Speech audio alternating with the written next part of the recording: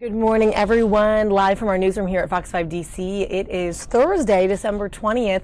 You're looking at a live look right now of the live flight tracking system from FlightAware. And yes, those little planes are moving just a little bit incrementally across. You can see the U.S. The country there, really, and that is how many flights are right now active and in the air. It's pretty incredible to see. Some people in the newsroom were even saying this is a little bit anxiety causing right now to see this, but obviously they're all on their own paths and people are rushing to get back for the holiday season. So today is one of the busiest travel days. We're seeing that right here in the district, in the DMV, and we're going to be watching for more stories related to travel and pertaining to this sort of busy season going into the weekend. But taking you back into our newsroom here, we are going into a little bit of a quieter day as we go into the holiday. It's pretty chilly today. We are looking for some, not very much forward to some rain today. You can see a live look at the White House right now. Pretty foggy there. You can see behind the Washington Monument and the flag still at half staff in honor of George H.W. Bush, who passed away this month. So that will be in effect for 30 days. So that's what we're kind of looking at right now on our live streams. And just a few moments ago, Nancy Pelosi held her weekly address. We're going to show you what she had to say and then some other top stories of the day as well as we go into our Thursday. So happy Thursday, everyone. Let me know where you're watching from, and anything that piques your interest today, let us know on the stream. Of American humanitarianism. And yet, this president, either not knowing the law of the land or not caring about it, has policies implemented that do not meet a standard. I mean, I keep asking people to read Ronald Reagan's last speech as President of the United States. I've said it to you a number of times. I won't go through the whole thing again, except to say how much he appreciated the value that newcomers bring to America. So here we are. We don't know. Republicans are in a state of disarray. We don't know what will happen next.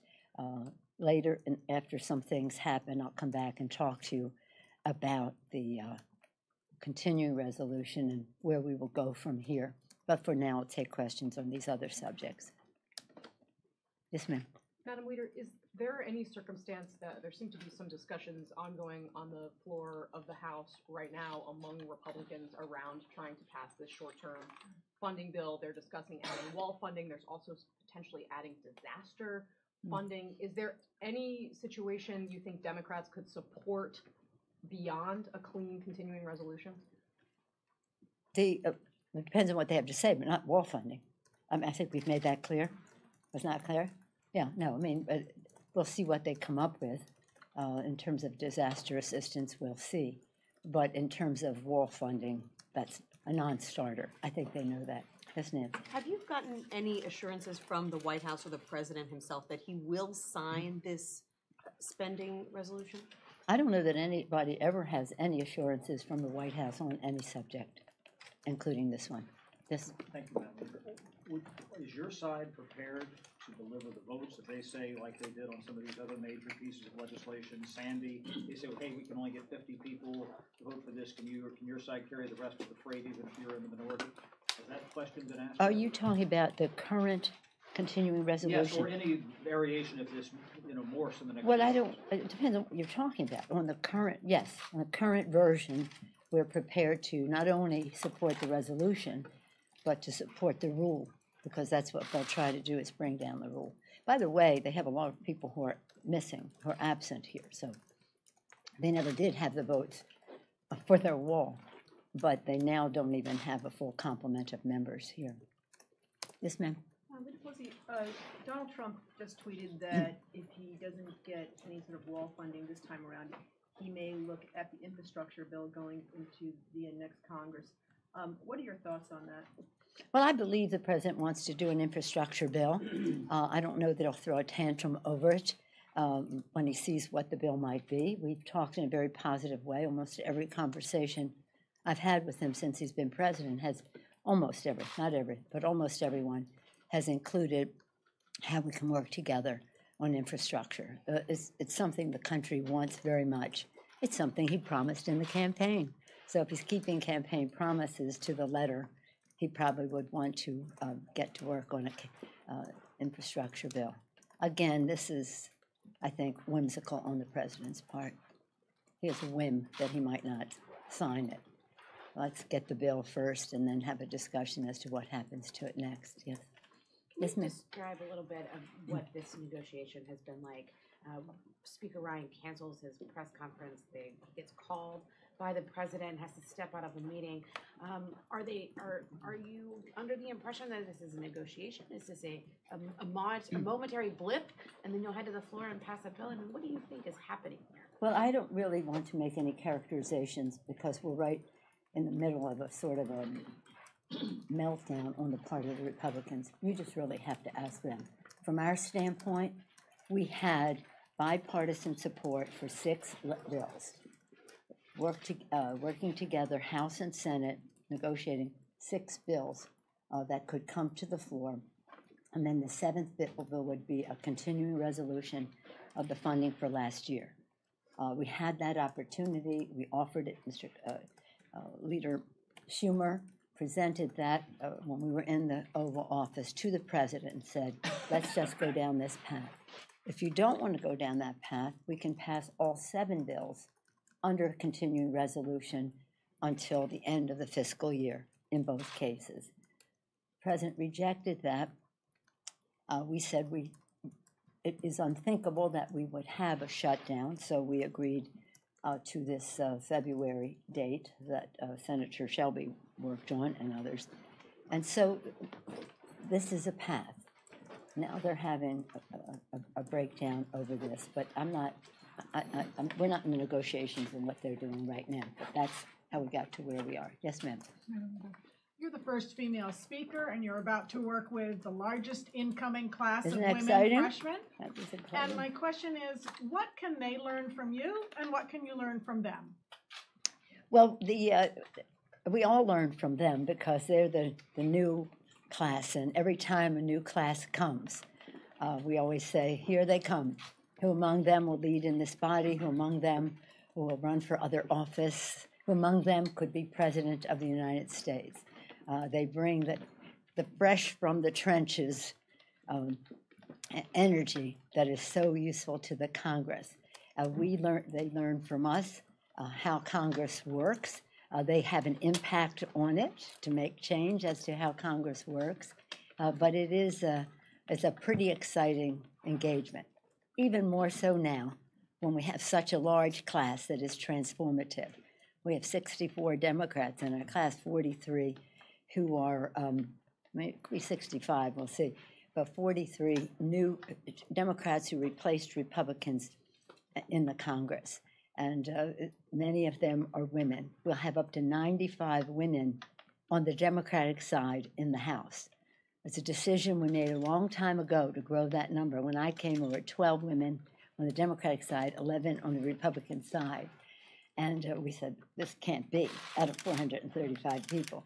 So we went each year to add more and more and more. Going into this election, we had 65 women. They had maybe 20. We made a decision to grow.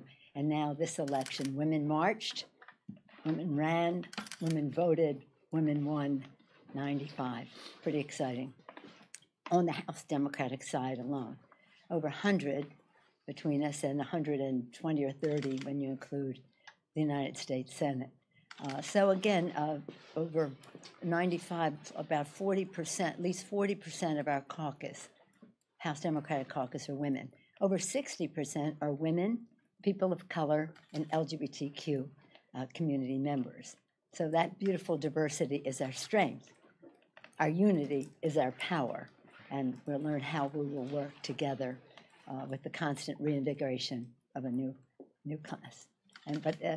But what I've always wanted them to know, and they teach us back, is that women are essential in decision-making in our country, and that they should have confidence about what they bring to the table. It's pretty exciting. It'll be the Congress where we will observe the 100th anniversary of women having the right to vote. How appropriate that we have so many women members to celebrate here for that. Thank you. Last question. Yes, ma'am. Speaker Ryan gave his farewell address yesterday, and I wondered what you made of what he said in his message. Well, this may come as a shock to you, but I was busy doing other things at the time. I wish him well as he goes forward. I did not really have a chance to go to the speech and hear what he had to say, but I wish him and his family season's greetings and best wishes for a wonderful future. Thank you all very much. Thank you.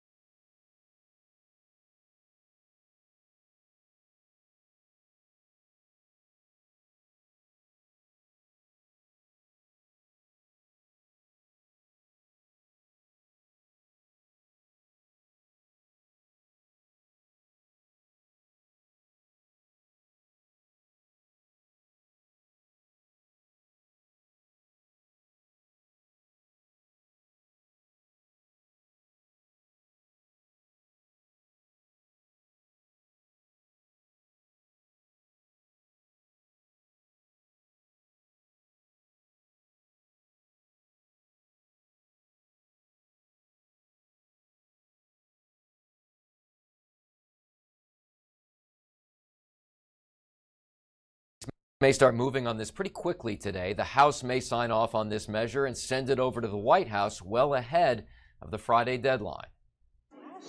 Mr. Tester. If you listen very carefully and look at the bottom corner of your screen, you can just make out Christmas carols on the Senate floor last night, a chorus of Democrats savoring a win. And the truth is, the biggest player in this chamber may have been Christmas itself. If not, the yeas are 71. The nays are 21. With Rudolph responding present.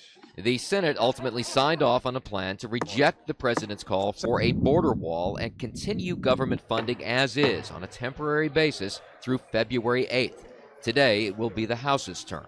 The president and the House should follow that lead, because shutting down the government over Christmas is a terrible idea. And Senate Majority Leader Mitch McConnell suggested Republicans can pursue the wall next year. So we can continue this vital debate after the new Congress has convened. You've got to be kidding me. Some Republicans in the House, meanwhile, are unconvinced, to say the least.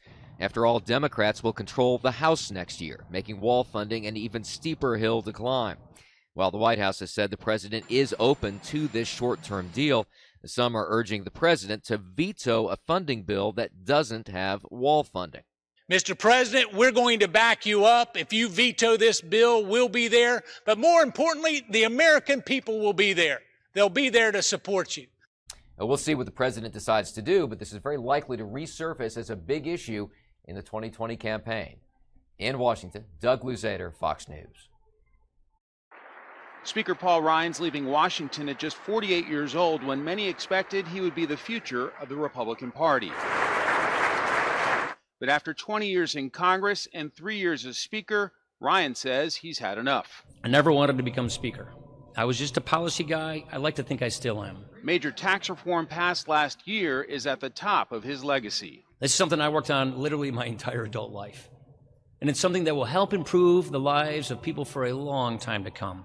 The Senate Majority Leader says Ryan has always been true to his principles. He demonstrated that faith in American free enterprise and individual liberty are not quaint, outdated ideas, but essential and timeless principles.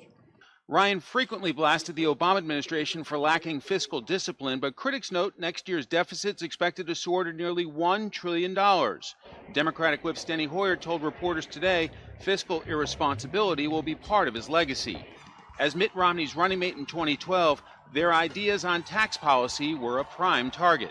They have been trying to sell this trickle-down snake oil before. And guess what? It didn't work then. It won't work now. The former Budget and Ways and Means chairman, famous for rolling up his sleeves, admits he did not get to fix the major drivers of our debt, Social Security and Medicare, even with Republicans in power. And I acknowledge plainly that my ambitions for entitlement reforms have outpaced the political reality, and I consider this our greatest unfinished business. Some close allies say Ryan could be done with politics, particularly in a toxic environment. But they say if there's a moment where Ryan believes he is needed, They suggest don't count him out. On Capitol Hill, Mike Emanuel, Fox News.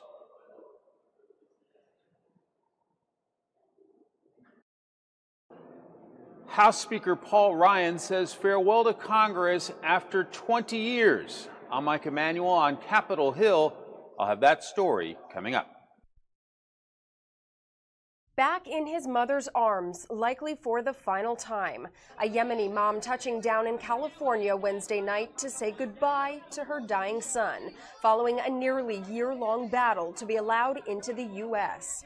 This is a difficult time for our family, but we are blessed to be together.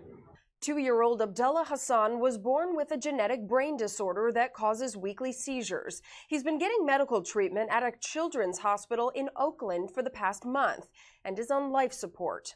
Abdullah and his father, Ali Hassan, are U.S. citizens. In October, when his son's condition worsened, Ali brought him to California for medical treatment. The boy's mom, Shema Suela, is a Yemeni national who lives in Egypt. She's been trying to get a visa since 2017, but because of the Trump administration's travel ban, she has not been allowed in the country. Earlier this week, the Council on American Islamic Relations sued the government, and on Tuesday, Suela was granted a waiver by the State Department to be able to be at her son's bedside, allowing her to kiss him goodbye and mourn him properly. She's very grateful for everybody's support. She's very relieved to have a chance to see her son. The State Department granted Suela a spousal waiver, which means she can now remain in the country indefinitely and start a path towards citizenship. In Washington, Lauren Blanchard, Fox News.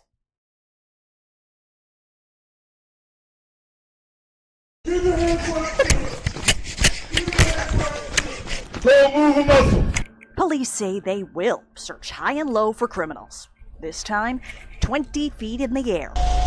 Walk to the front, we'll send the forklift up. We don't know what he was running for. Finally catching the suspect and getting a forklift to bring them all down. Okay, you guys get up, climbed up. Officers needed a construction crew to safely bring a man in handcuffs down.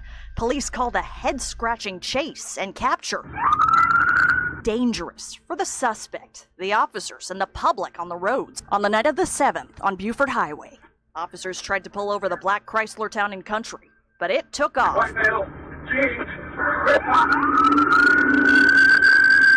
Police followed the vehicle into Capitol Materials, then searched a warehouse. Duluth police, come out now, we're sending the dog. Police say the man on the run climbed up the stacks of drywall. I don't see any footprints. No, his footsteps went here and then stopped over there. Officers called the getaway pretty clumsy. They followed his footprints till they stopped, then looked up. How did he get up there? Put your hands behind your back. Dude, why are you running? Police thank the construction crew, who gave them a lift back down. Officers say Jonathan Rhino was on parole and put officers through all that because he just didn't want to get pulled over. In this situation, it's always dangerous. We don't know what we're encountering, what they just did, what they're possibly wanted for.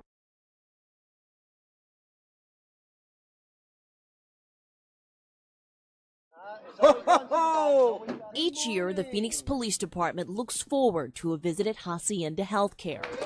And as you can only imagine, here's why. Take care of yourself, all right? They're limited in their ability to interact, but we still want to see those smiles, and that little bit of movement and interaction really kind of makes it worth it. So we leave here refreshed and ready to hit the streets and give back to the community. A steadfast tradition that started around this time decades ago. Officers responded to a fire at the facility, and they noticed there was something missing, the spirit of Christmas. What it is an opportunity for us as Phoenix police officers to give back. And we have that spirit of service every year, but this is a special event that kind of recharges our batteries and refreshes that spirit of service, and we look forward to it. The outpour of love and support sweeps the building of every dry eye, bringing joy to every patient while leaving their loved ones with grateful hearts. I mean, these officers don't have to be here. I mean, they risk their lives every day as it is, and then to come here, take their time to come here to see these kids is awesome. In Phoenix, Carmen Blackwell, Fox 10 News.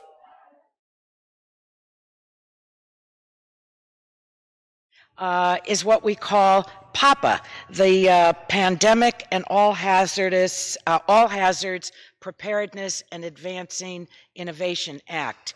I'm very proud to have authored this originally in a past Congress, but also my partner in this Congress has been Congresswoman Susan Brooks. I couldn't ask for a finer partner.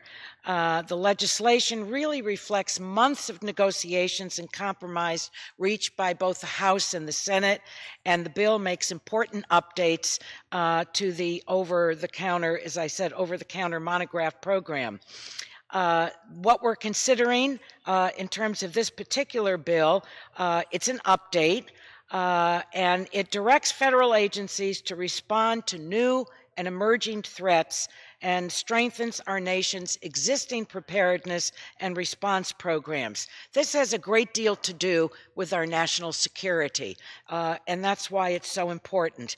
The legislation not only reauthorizes critical programs to allow our country to be prepared to respond to naturally occurring and man-made disasters, and we know these threats are real, but it also meets the challenges that we face today and those that we anticipate facing in the future. So it's important that well, I'm very glad that this legislation was rolled into 7328, and I once again want to salute the work that Congresswoman Susan Brooks did on this particular bill that is part of the of 7328. And with that, I have two speakers on my side, but I'll... Gentlelady is the only one who has time remaining. Yes, thank you, Mr. Speaker. Does the gentlelady yield? Gentlelady yields back the balance of her time? I do. No, I want to reserve my time. Thank you. Gentlelady has the only time remaining. Gentleman from Texas has yielded back the balance of his time. All right, then I will call on my friend and colleague from Michigan, the gentlewoman from Michigan, Ms. Dingell.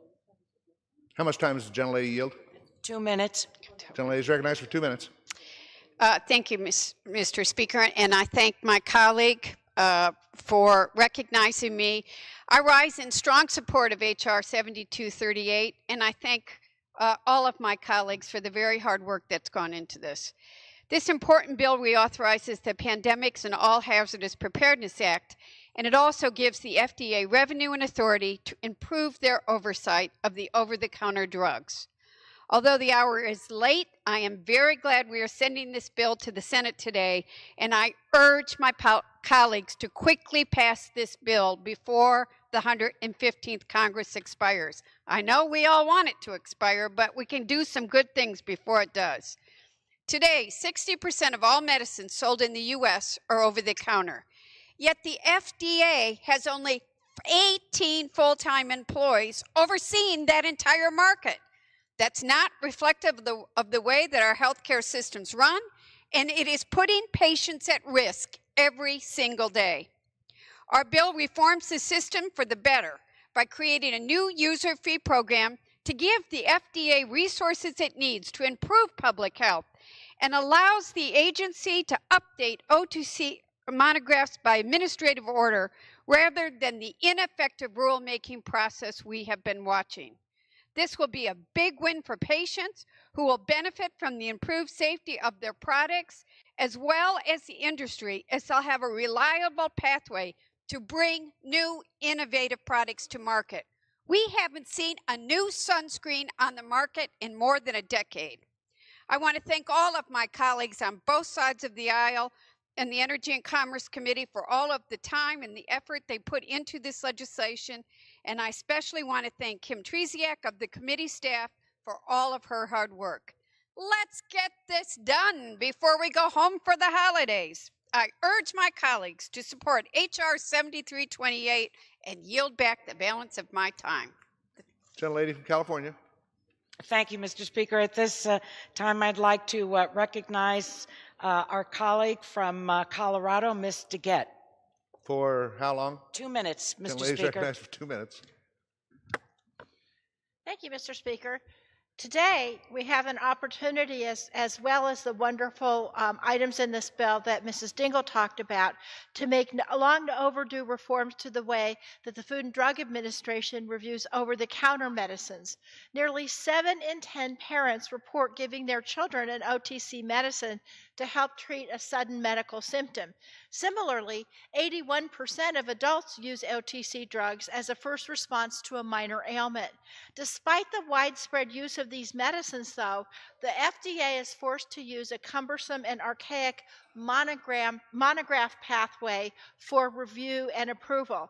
This antiquated 40-year review system does not keep pace with recent medical advances and the burgeoning of the OTC market, which now has over 300,000 drugs. As a result, the current monograph fails to respond to OTC safety issues in a timely and effective manner. During the 2 years between 2004 and 2005, the CDC reported 1,500 cases of children under the age of 2 visiting emergency rooms due to serious side effects of over-the-counter drugs, of cough and cold products. Well, since this finding, the FDA has been trying to revise the cough and cold monograph to warn parents about the risks that these common drugs can cause. But the FTC can't do that because they're hamstrung due to the burdensome process it has to undergo to revise these monographs. This bill, H.R. 7328, which I worked on with my colleagues Mr. Latta, Mrs. Dingell, Mr. Green, Mr. Burgess, and Mr. Guthrie, is a rare triple win because it helps regulators, consumers, and industry. It modernizes an outdated FDA process. It ensures consumers get access to safe and effective over-the-counter drugs. It provides industry with the certainty to innovate and develop cutting-edge OTC products. And it gives the FDA the tools and resources to remove dangerous and ineffective products off the market. Let's pass this bill right now, and let's urge the Senate to get something done and pass this before the Congress ends. Thank you. I yield back. Gentlelady from California. Mr. Speaker, I don't have any other speakers, but let me just close by saying I think that between the chairman of our subcommittee and my 2 colleagues and their remarks, and mine included, that these are very good bills that are going to accomplish good things for the American people. So whether it's what was rolled into 7328, PAPA, the underlying bill, the Over-Counter Monograph Safety, Innovation, and Reform Act, I feel very confident that with its passage, we will have accomplished something that is excellent for the American people. And with that, I yield back the balance of my time. Question is, will the House suspend the rules and pass H.R. 7328? Those in favor say aye. Those opposed, no. In the opinion of the chair, 2/3 being in the affirmative, the rules are suspended, the bill is passed, and without objection, the motion to reconsider is laid upon the table. Gentlemen, for what purpose does the gentleman from Kentucky seek recognition? I demand the yeas and nays. The yeas and nays are requested. Those in favor of taking this vote by the yeas and nays will rise, sufficient number having arisen. The yeas and nays are ordered pursuant to Clause 8 of Rule 20. Further proceedings on this question will be postponed.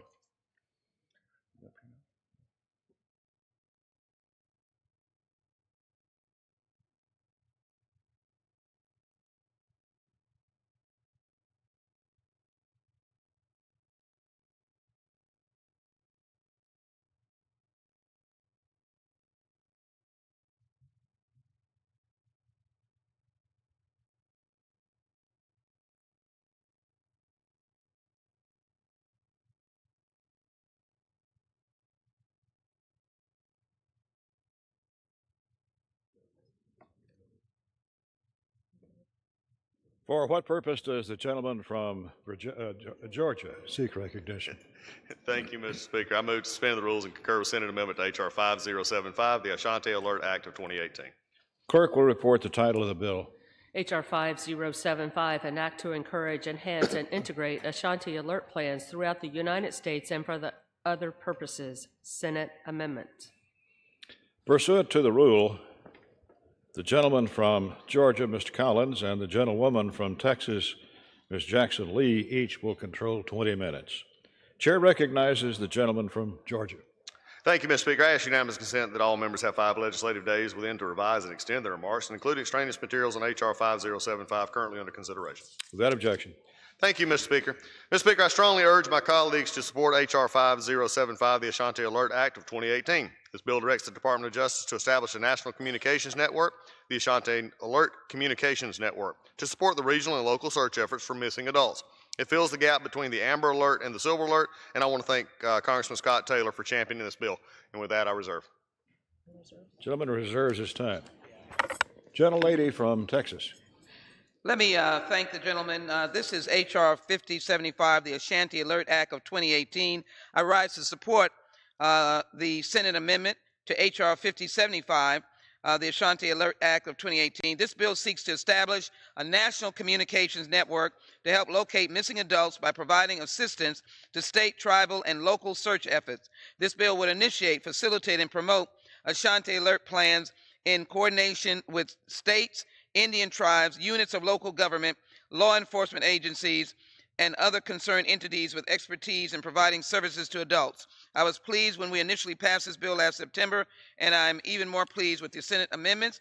And so I rise to support this legislation and indicate that as of December 31st, 2017, the National Crime Information Center database included records of 55,968 missing adults. In fact, many adults go missing each year who are not found until it is too late. And in particular, the young woman who the bill is named after, Ashanti Billy, was too old for the assistance of an Amber Alert on her behalf and too young for Silver Alert. Had these resources been available when Ashanti Billy was adopted, she may be here today.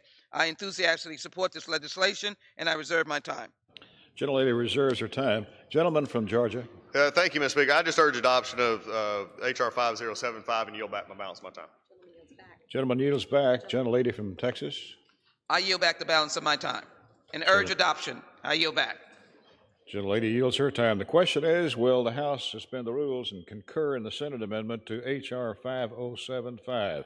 Those in favor say aye. Those opposed, no. In the opinion of the chair, 2/3 being in the affirmative. Mr. Speaker, Gentleman from Kentucky. I request the yeas and nays. Gentleman requests the yeas and nays. All those in favor of taking this vote by the yeas and nays will rise and remain standing until counted. A sufficient number having risen, the yeas and nays are ordered. Pursuant to Clause 8 of Rule 20, further proceedings on this question will be postponed.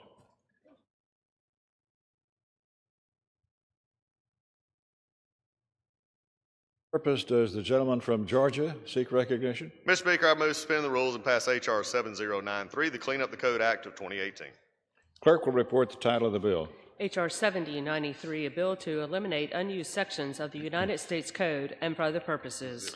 Pursuant to the rule, the gentleman from Georgia, Mr. Collins, and the gentlewoman from Texas, Ms. Jackson Lee, each will control 20 minutes. Gentleman from Georgia. Mr. Speaker, I ask unanimous consent that all members have 5 legislative days within which to revise and extend their remarks and include extraneous materials on H.R. 7093 currently under consideration. Without objection. Thank you, Mr. Speaker. Mr. Speaker, I yield myself as much time as I may consume. This bill is in part a response to the work of the committee's overcriminalization task force. The Judiciary Committee created this task force to look at the growing problems of overcriminalization and over-federalization of criminal law. The bill before us adheres to these principles by eliminating several sections of the federal criminal code that have either never been charged, criminalized conduct that should not land somewhere in someone in federal prison, such as unauthorized use of the woodsy owl image or slogan, or both.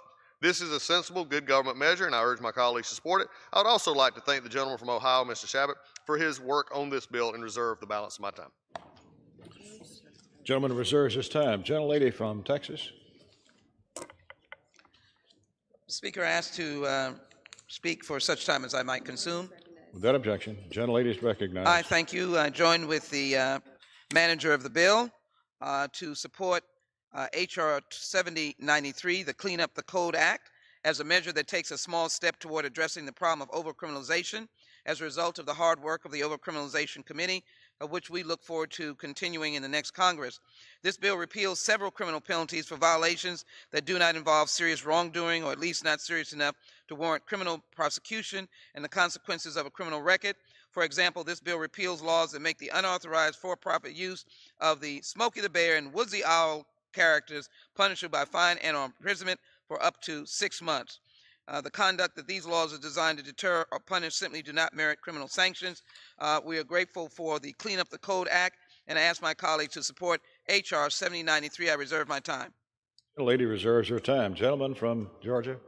Thank you, Mr. Speaker. I urge adoption of H.R. 7093 and yield back. Gentleman yields back. Lady from Texas. I would like to recognize and thank for their efforts Representative Steve Shabbat and Representative Hank Johnson for their work on this bill, and I yield back my time and ask my colleagues to support this bill. Gentlelady yields back her time. The question is, will the House suspend the rules and pass a bill H.R. 7093? Those in favor say aye. Those opposed, no. In the opinion of the chair, 2/3 being in the affirmative, the rules. Mr. Speaker, I request the yeas and nays. Gentleman requests the yeas and nays. All those in favor of taking this vote by the yeas and nays will rise and remain standing until counted. A sufficient number having risen, the yeas and nays are ordered. Pursuant to Clause 8 of Rule 20, further proceedings on this question will be postponed. For what purpose does the gentleman from Georgia seek recognition? Mr. Speaker, I move to suspend the rules and pass S2896, the Jack Act. Clerk will report the title of the bill. Senate 2896, an act to require disclosure by lobbyists of convictions for bribery, extortion, embezzlement, illegal kickbacks, tax evasion, fraud, conflicts of interest, making false statements, perjury, or money laundering. Pursuant to the rule, the gentleman from Georgia, Mr. Collins, and the gentlelady from Texas, Ms. Jackson Lee, will each control 20 minutes. Mr. Speaker, I ask unanimous consent that all members have 5 legislative days within which to revise and extend their remarks and include extraneous materials on S2896 currently under consideration. Without objection, the chair recognizes the gentleman from Georgia. Thank you, Mr. Speaker. I support S2896, the Jack Act. This bill applies to the penalties for failures to disclose under the Lobbying Disclosure Act to failures to disclose state or federal court convictions for the offenses of bribery, extortion, embezzlement, fraud, and tax evasion. I would urge all my colleagues to support this bill and reserve the balance. Gentleman reserves his time. Gentlelady from Texas. I'd like to address the House for ask unanimous consent to address the House for such time as I might consume. Without objection. I rise as well in support of S2896, the Justice Against Corruption on K Street Act of 2018, also known as the Jack Act. The Jack Act would require lobbyists to publicly disclose any state or federal convictions for certain crimes of character, such as bribery, extortion, embezzlement, illegal kickbacks, tax evasion, fraud, conflicts of interest, making false statements, perjury, or money laundering. As many of you have known, this bill impacts lobbyists and impacts individuals such as Mr. Abrahoff, who pleaded guilty to a number of counts in 2006. This is an important bill that was sponsored by Mr. Cohen, and I ask my colleagues to support this legislation. Again, S2896, the Justice Act Corruption of K Street of 2018, the Jack Act. I reserve my time. Gentlelady reserves her time. Gentleman from Georgia. Thank you, Mr. Speaker. I urge adoption of S2896 and yield back. Gentleman yields back. Gentlelady from Texas. I urge adoption of this legislation, and I yield back my time. Gentlelady yields back her time. The question is, will the House suspend the rules and pass Senate Bill 2896? Those in favor say aye. Those opposed say no. In the opinion of the chair, 2/3 being in the affirmative, gentleman from Kentucky. I request the yeas and nays. Gentleman requests the yeas and nays. All those in favor of taking this vote by the yeas and nays will rise and remain standing until counted. A sufficient number having risen, the yeas and nays are ordered. Pursuant to Clause 8 of Rule 20, further proceedings on this question will be postponed. For what purpose does the gentleman from Georgia seek recognition? Mr. Speaker, I move to suspend the rules and pass S2961, the Victims of Child Abuse Act Reauthorization Act of 2018. Clerk will report the title of the bill. Senate 2961, an act to reauthorize Subtitle A of the Victims of Child Abuse Act of 1990. Pursuant to the rule, the gentleman from Georgia, Mr. Collins, and the gentlewoman from Texas, Ms. Jackson Lee, will each control 20 minutes. Chair recognizes the gentleman from Georgia. Thank you, Mr. Speaker. I ask unanimous consent that all members have 5 legislative days within which to revise and extend their remarks and include extraneous materials on S2961 currently under consideration. Without objection. Thank you, Mr. Speaker.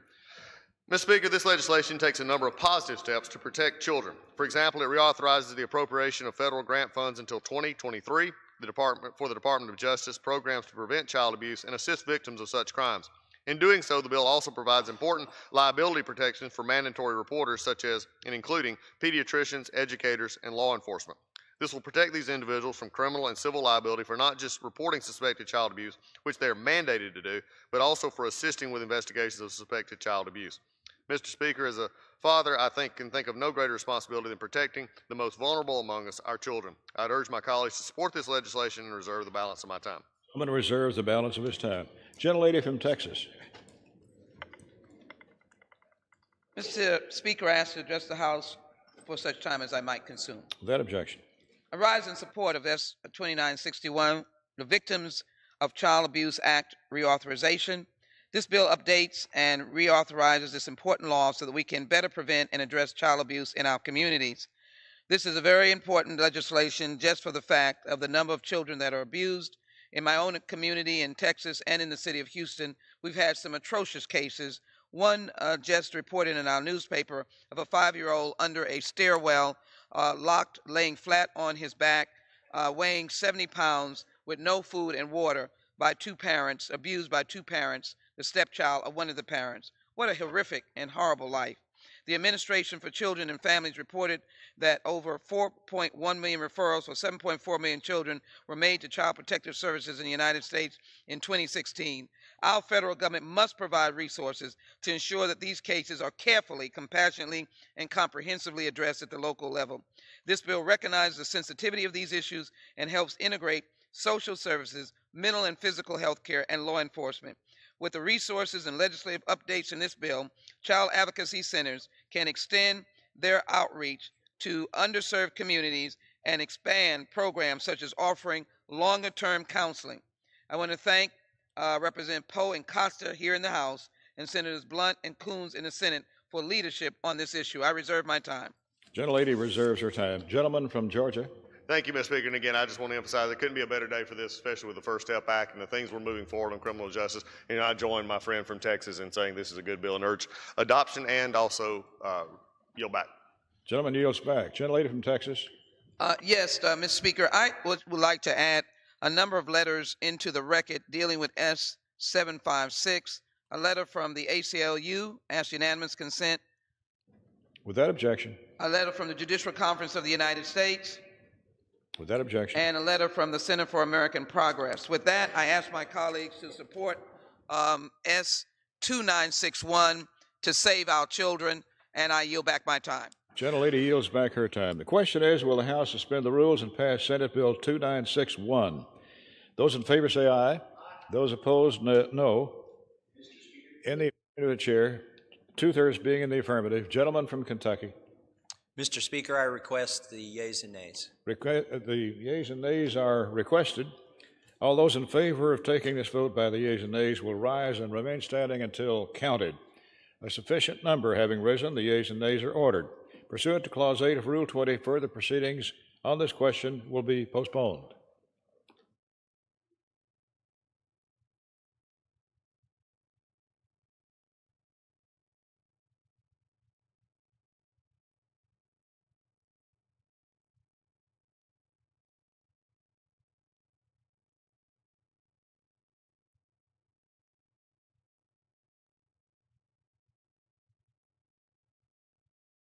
Do so, and I want him to be successful, but I find myself in a situation where the best way I can help the president is to tell him the truth as I see it. So there's a statement by the president today that the idea that Russia, Assad, and Iran are not really happy about us leaving, I disagree with that. They're ecstatic. The only reason they're not dancing in the aisles in Tehran and ISIS camps is they just don't believe in dancing. This is a big gift to them, and this is a devastating decision for our allies. The president tweeted out today some frustration. People should fight more. He's right. People should pay more. He's right. But when you find somebody who will fight with you, you need to reward them. You need to stick with them. I would challenge the president or anyone else to say that the Kurdish forces and the Arab forces in the Syrian Democratic Force have not fought well. So I have a letter going to the Secretary of Defense, Secretary of State, and the Chairman of Joint Chiefs asking the question, what happens to our Kurdish allies if we completely withdraw now?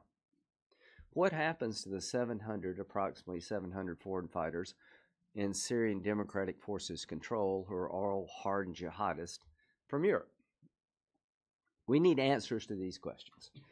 So the good news is there's growing bipartisan support to ask the president to reverse course and to have a conditions-based withdrawal. All three of us support the idea of withdrawing from Syria and everywhere else when you can do it safely. It is in our national security interest not to withdraw at this time, in my view, because if you do so now, the Kurdish fighters, the Kurdish forces, would be decimated by Turkey, Assad, or maybe ISIS. It is clear to me that if you withdraw now, based on the conditions on the ground, Iran is a big winner inside of Syria. A corridor between Tehran to Lebanon will exist to funnel weapons to Hezbollah and other forces aligned against Israel. And most importantly, none of us believe that ISIS has been defeated. Now, 2 Democrats and 1 Republican saying the same thing. The war has not yet been won. The 2,200 in Syria are performing vital national security functions for us, which includes support for a key ally called the Kurds, and as an insurance policy against the rise of ISIS in Syria. And to me, we are all worried about the consequences of this decision regarding Russia, Iran, and Assad.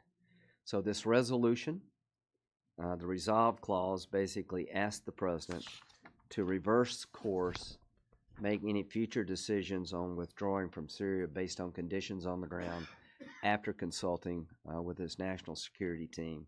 We all share the same goal of withdrawing from Syria. We just want to do it in an appropriate fashion. And finally, as to the decision itself, I landed yesterday morning coming back from Afghanistan. And if anyone tells me that ISIS has been destroyed in Afghanistan, we're going to have a serious conversation. Our goal is to withdraw from Afghanistan based on conditions on the ground that will let us leave honorably and safely. This decision, I believe, has been made by the president, not with sound military advice against it. I think his entire national security team has expressed concerns about withdrawing now. As with President Obama, I advised him to listen to your commanders. A residual force in Iraq made sense to me.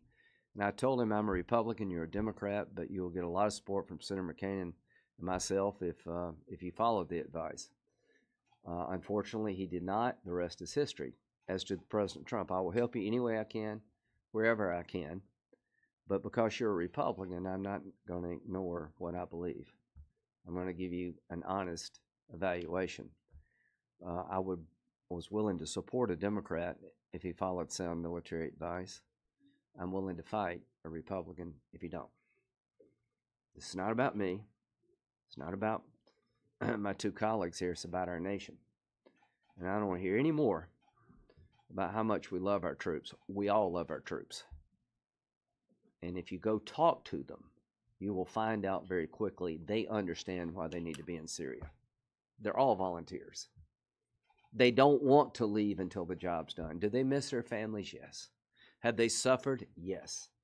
Do they mourn the loss of colleagues? You better believe it. Are they willing to stay? Yes. They know better than anybody talking to you today why it's important to get this right.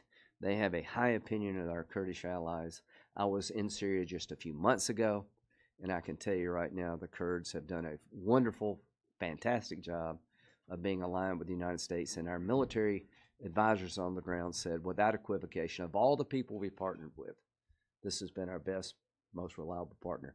So I can tell you in Manbij today, there are a lot of broken hearts of Americans who have looked our allies in the eye and say, we're going to stick with you. As to the decision by the president, I don't know where it came from, but it needs to be reconsidered. Ambassador Jeffries, our special envoy to Syria, a good man who is an ambassador in Iraq, just 2 days ago announced a commitment to stay until we got this right. I don't know how this decision was made. It literally came out of left field. It has rattled the world. You see North Korea flexing their muscle now about, well, why don't you leave South Korea before we do a deal? I can promise you that everything that happened in Iraq is going to happen in Syria unless we change course. And I can promise the president, if you will reevaluate this decision, you'll have a lot of support across both sides of the aisle. With that, I'll turn it over to Senator Reid. Well, thank you, Lindsay. I'm honored to be with Lindsay and Bob, who are in the forefront of our consideration of all issues regarding national security, and echoing many of the things that Lindsay said. First, the hasty and disjointed manner of this announcement demonstrates that the administration is in disarray, and the president's ability to lead internationally is, I think, seriously eroded by this decision and by others. And simply because the president tweets that ISIS has been defeated is not the reality. We're not safer. He also continues to disregard the advice of his military, diplomatic, and intelligence personnel who have consistently warned against the action the president wants to take and is insisting that we do take. Just 2 weeks ago, General McKenzie, nominated by the president to be excuse me, the next commander of U.S. Central Command, said, ISIS probably still is more capable than al-Qaeda in Iraq at its peak, suggesting it is well positioned to reemerge if pressure on the group is relieved. And the president just relieved pressure on the group with this announcement. And even if the president's own advisors are talking about this action, we have to consider that all of them have talked almost in unison about the need to continue our support. And Brett McGurk, who has been our key point person in Iraq over many years, said basically, so obviously it would be reckless if we were just to say, well, the physical caliphate is defeated, so we can just leave now. I think anyone who's looked at a conflict like this would agree with that. And indeed, ISIS is still a very potent force, 10,000 to 20,000 personnel in Syria. And that's why our forces in Syria have been working closely with the Kurds, trying to train them up to take the role of American forces, in fact, to lead the fight, which they have. These forces are not quite ready to stand completely on their own, but they've made remarkable progress over the last several years. They've done it through their courage, their commitment, their ability to stand with and fight with our special operators, and it's something that we have to recognize. If we go through with the president's proposal, the most predictable event will be the reemergence of ISIS as a more credible, forceful entity, not only in Syria, but also in Iraq and in Jordan and surrounding regions. It'll also just completely recharge the tribal efforts and the battles that are going on within Syria. And it would be, in effect, a betrayal of these Kurdish forces. Senator Lindsey Graham has said that. I echo that sentiment. They have fought well with us. 2 or 3 years ago, when we were looking for a stable military force, very few were found. I don't think any of us believed they would be as this successful in terms of the Kurdish effort led by U.S. Special Operations Forces. If we forsake these forces, it will perhaps lead to a very bloody conflict with the Turks. They are poised to engage with Kurdish elements in Syria. Also, it will risk the security of our allies in the region, Israel, Iraq, and Jordan.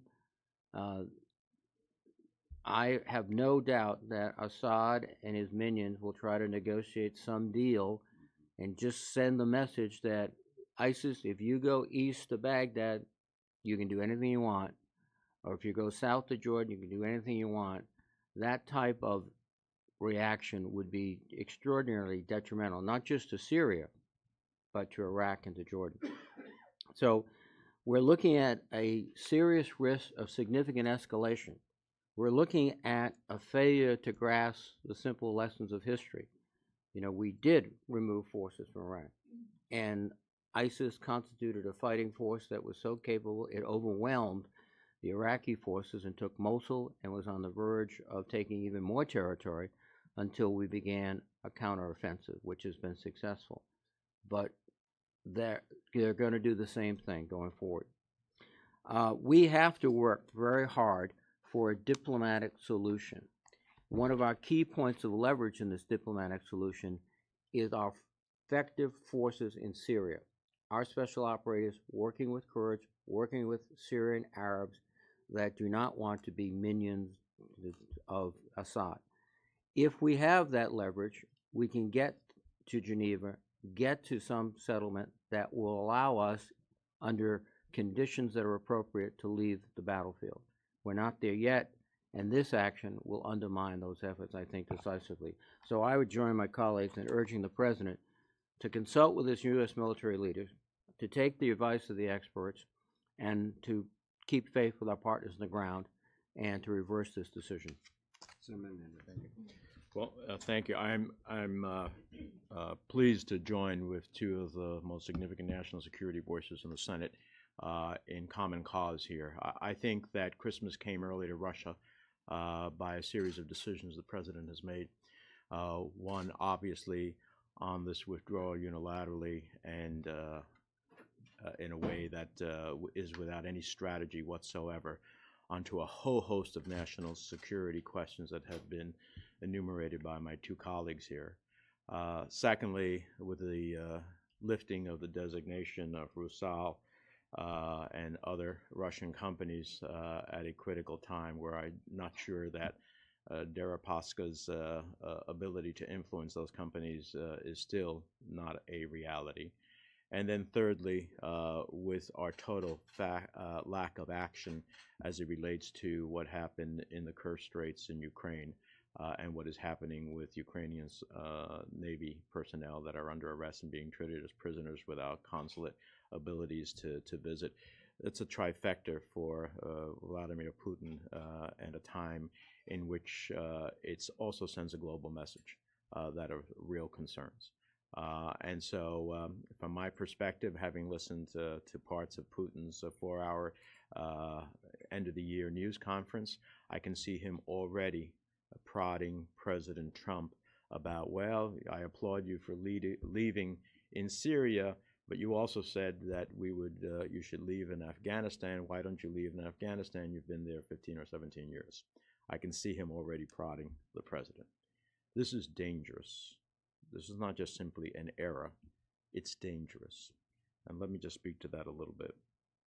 Doing this without any strategy is foolhardy, and it puts U.S. security in the Middle East, including our ally, the State of Israel, at significant peril. We're entering a very dangerous time, as is increasingly clear to all on a bipartisan basis, including our international allies and our adversaries, that this president is incapable of addressing some critical national security challenges. Only in President Trump's parallel alternate universe has ISIS been defeated. There isn't anyone who would suggest that that's the reality at this point in time. This erratic decision-making indeed poses a threat to our national security interests. And so, the fact that the president tweets that Russia's not happy, I guess he didn't hear Putin's comments at his press conference. He's very happy, and he is thrilled with this abdication of U.S. leadership. I worry a great deal that we send a global message as well, as we are doing, if this is executed, as the president has announced, that we are going to abandon entities like the Kurds, who have been the most significant fighters for us, not only for their interests, but for our interests in Syria. And then the global message is, once the United States is finished using you, it will abandon you. That's a global message that we cannot afford elsewhere in the world. I also get concerned for our ally, the State of Israel. Iran has entered this fight in Syria in an unholy marriage with Russia. One, to prop up Assad, yes, but also to gain a tactical vantage point on Israel's northern border, where it has moved significant equipment and sophisticated fighters as another vantage attack against Israel. To believe that we can outsource our allies' interest to Russia, and that Russia has an agency relationship with Iran where it can tell it to leave at it will, is ridiculous. Iran shed enough blood and national treasure in its purpose here. It's not leaving until its own interests are pursued, and that means it's not leaving for any time. So I said to Secretary Pompeo when he was up for nomination before the Senate Foreign Relations Committee as the secretary, I showed him a picture that came out a few months back. It's a picture of Rouhani, Putin, and Erdogan. And I said, what's wrong with this picture? And the answer to that question was the United States isn't there. That picture was those three people thinking and leading about the future of Syria, for which we have strategic national security and national interests. We weren't there. And now we're definitely not there if this action takes place. You cannot have significant diplomatic overtures without muscle that is backed up by the realities of having those troops there and assisting the Kurds at the end of the day. So I think this is a national security threat in its ultimate decision, and joined by the fact that we haven't rolled out any sanctions on Russia for what they've done in Ukraine since our original sanctions, most significantly what happened in the Kerch Straits, where we haven't increased U.S. NATO presence in the Black Sea, where we haven't announced any new security assistance for the Ukrainians. In each and every one of these cases, Putin has pushed and pushed and pushed, got what he wanted, and he has a very clear message that we're willing to abdicate to him. That is not in the national interest and security of the United States. So for all these reasons, I join my colleagues in urging the President to reconsider. As someone who has voted against engagement in war in other places, I don't take the commitment of U.S. troops lightly, but this is one in which the national interest and security of the United States is at stake. Questions? Senator Graham, you mentioned military leaders, the president's military advisors have been advising it against this. Are you talking specifically about Secretary Mattis? I know you spoke to him about this. Can you tell us anything about those conversations and what he specifically said to President Trump about this? Well, I won't get into conversations between Mattis and the president, but I will tell you what he told me. He thought that the time was not right to leave for all the reasons just expressed. Secretary Mattis, one of the most seasoned national security people I know. He's got a great team around him, the president does. He just needs to listen. He's very worried about the Kurds. He asked me, what are we going to do with these prisoners? You know, these are 700 approximately foreign fighters, and they're probably going to go back to the fight. I think he knows that. He told me without any hesitation that ISIS has been hurt badly, that the change in strategy to be more aggressive has paid off, but they're not defeated, and that a replay of Iraq is very likely. I talked to Secretary Pompeo. He understands that the conditions on the ground are not right yet for us to leave, that the peace process does only chance of bearing fruit if you have some leverage. And, you know, Geneva's the answer here. Same, you know, reconciliation is the answer in Afghanistan. The one thing I think they've all told me is that you may get peace between the parties in Syria, but ISIS will never be at the peace table. You may reconcile the Taliban with the government of Afghanistan, but nobody in the right mind believes that you're going to get peace with ISIS. What you do is you have partners that can keep the fight over there so it doesn't come here. We've been debating walls. Well, I can tell you, you can't build a wall between us and radical Islam in the Mideast, but you can have forward deployed presence partnering with others who do most of the fighting. And if you withdraw those forces too soon, it's like taking a wall down. So I am confident, I talked to Bolton yesterday, that this decision did not come based on advice from his national security team. It came from the president himself. He has every right to make that decision, but we're urging him to reconsider. And unlike Iraq, we have a bipartisan moment here. I'm calling on Senator Schumer and McConnell to join this resolution. We're signing up co-sponsors as quick as we can. We're all hoping to leave town. But this bipartisan effort to support a resolution urging the president to change course, I think there's a lot of votes for it. And to me, John's not with us, but I think Senator McCain would be pleased that all of our differences throughout the years about where to be and what to do and how to do it, that they're behind us, at least when it comes to Syria. John's voice has been consistent, whether you agreed with it or not. We need to do more in Syria, not less. It's going to get worse if you leave and if you do nothing. And as usual, he was almost always right. But now you have a bipartisanship I have not seen before, and I hope the president will take advantage of it. We will have your back, Mr. President, if you decide to change course. Senator Graham, there's been some reporting that President Erdogan told President Trump that the Turks were getting ready to go into Syria to go after the PKK. Yeah. Any of that reflected in any of y'all's conversations with some of these other national security? I know. Due to the region, if that. Well, I'll let my colleagues speak here, but I also have been told by our national security team they're very distrustful of Turkey. If you spend any time with the Turks, they see the Kurds as a bigger threat than ISIS. Right. Now, the YPG elements have been listed as terrorists in the past, but I can only tell you what our military says. They have been the best fighters we have found in over a decade of fighting the war on terror.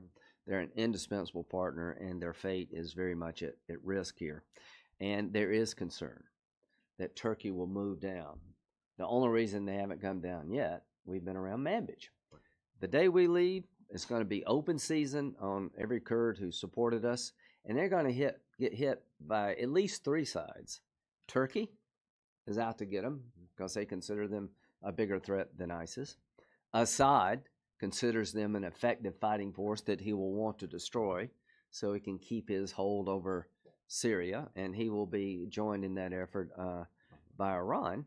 And finally, those 20 or 30,000 fighters, they're going to come back like a pack of wolves. So our Kurdish friends are in a world of hurt, and I guess what we're saying, that matters to the three of us. Yeah. Do you agree with this memo that Bill Barr wrote? I'll talk to you about that later. Senator, just to follow up on that, given what we just asked about the Kurds, would you support fully arming the Kurds in order to protect themselves from Turkey? I don't know what that means. Here's what I'm telling you. The Kurds are an effective fighting force partnered with us. They don't have tanks. They don't have airplanes. And they're not going to get tanks and airplanes in the next 30 days. So this idea somehow we can leave and give them the armaments and they can fight and protect themselves is not rational. We're not going to train a bunch of pilots to have a Kurdish Air Force in the next 60 days. So I think we all understand what's coming the way of our Kurdish friends. Another way to express this is basically one of the stabilizing, probably the most significant stabilizing influence in the area is the presence of the United States forces. Yeah. When those forces come out, unpredictable instability and consequences will happen, almost inevitably. It could be Turkish attacks against Kurdish elements. It could be regime attacks. But the one thing we can guarantee, the stabilizing element right now, is the United States forces. When they go, you're talking about instability, and it won't be contained simply in Syria. It'll just spread throughout the entire region. Senators, ultimately you're trying to change the president's mind. That's the fastest course of action there. To do that, it probably helps understand his motivation. What do you think is motivating the president to do something that is Good question. Well, I think the president's had a desire for a very long time to disentangle. That was part of his platform, is to get out of the Mideast. Iraq war was a disaster. I get all that. He talks about Bush's mistakes, and they're to be talked about. Talks about Obama's mistakes. Those presidencies are over. So now this is your time.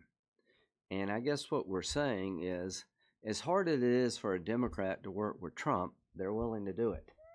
So I want to compliment my colleagues who are willing to stand with me and other Republicans to give the president the ability to go to conditions-based withdrawal and get political support, not condemnation. There's plenty they can talk about with Trump. They got lots of differences. But when it comes to Syria, there's sort of a magic moment here. His motivation He's done a lot of good things in my view. He changed the rules of engagement in Afghanistan. The Taliban have been hurt. The fight has been more successful against ISIS. Getting out of the Iran nuclear deal, I thought, was a good thing. All that's being undercut by this. So I'm not questioning his motivations. I'm questioning his judgment. And to me, leadership is best had when you can reevaluate and make adjustments. Let me speak to that a moment. So, look, I think this has been on the president's list. You know, he has a list, and he goes ticking it through as he moves towards 2020 about what he succeeded as. The problem is, I hope the president comes to understand that withdrawal without success is failure. Right. Withdrawal without success is failure. And if you think about it, what U.S. policy has been and what it subscribes to is everything that will happen here if he withdraws is an absolute failure. Why? We said Assad can't stay. Well, Assad's likely to stay at least for a fair amount of time. Secondly, we said that in fact we have strategic interests there and that we can't allow Russia and Iran to dictate those strategic interests. Well, we leave. Russia and Iran dictate our strategic interests. And Russia builds a major foothold in the Middle East that it had aspired to, that in fact it hasn't had. Now it will have it. Not only with its propping up of Assad, it's built bases there that it didn't have, and it will have a significant foothold. And number three, Iran is ultimately going to have another place of attack against Israel, which will not be deterred by Russia. So in my mind, and fourthly, we send a global message, fight with us, but when we're finished with you, we use you, we throw you away. And any place else in the world that we want someone to fight with us, and so that our soldiers, our sons and daughters are not in harm's way, they're going to look at this moment and say, wow, yeah, we fight with them until they don't need us anymore, and then we get discarded on the battlefield and we die. All of those results are horrible results. They're absolute failures. And he can avoid that by staying in the midst. Right, two more questions. On the subject of motivation, are you at all concerned that this decision, in conflict with military advice, out of the blue, may be motivated by a desire to kowtow to Russia? No, I'm not going to go there. No, it's a relationship with Russia. No, I think it's just he said this. So there's something on the scroll for CNN. Trump said you shouldn't be surprised by this decision. Well, you know why I'm surprised is because Brett McGurk said just like 30 days ago, the war is not yet over with ISIS. Ambassador Jeffers said 72 hours ago to our Kurdish allies and others, we're going to stick through this to get a better outcome in Geneva. Yes, I am surprised. I'm not surprised that you want to get out of the Mideast. I'm surprised that you don't understand what's going to happen. If you're not aware of what's going to happen, it's like you missed the whole Iraq war in terms of how we left. I think what Bob described as 4 bad outcomes are almost certain to happen.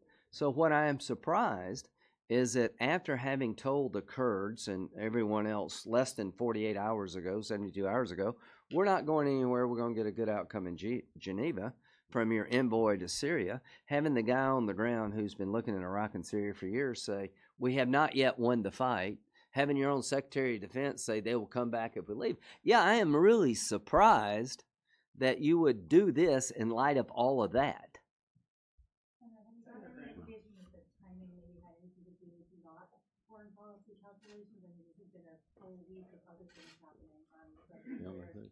You want to go?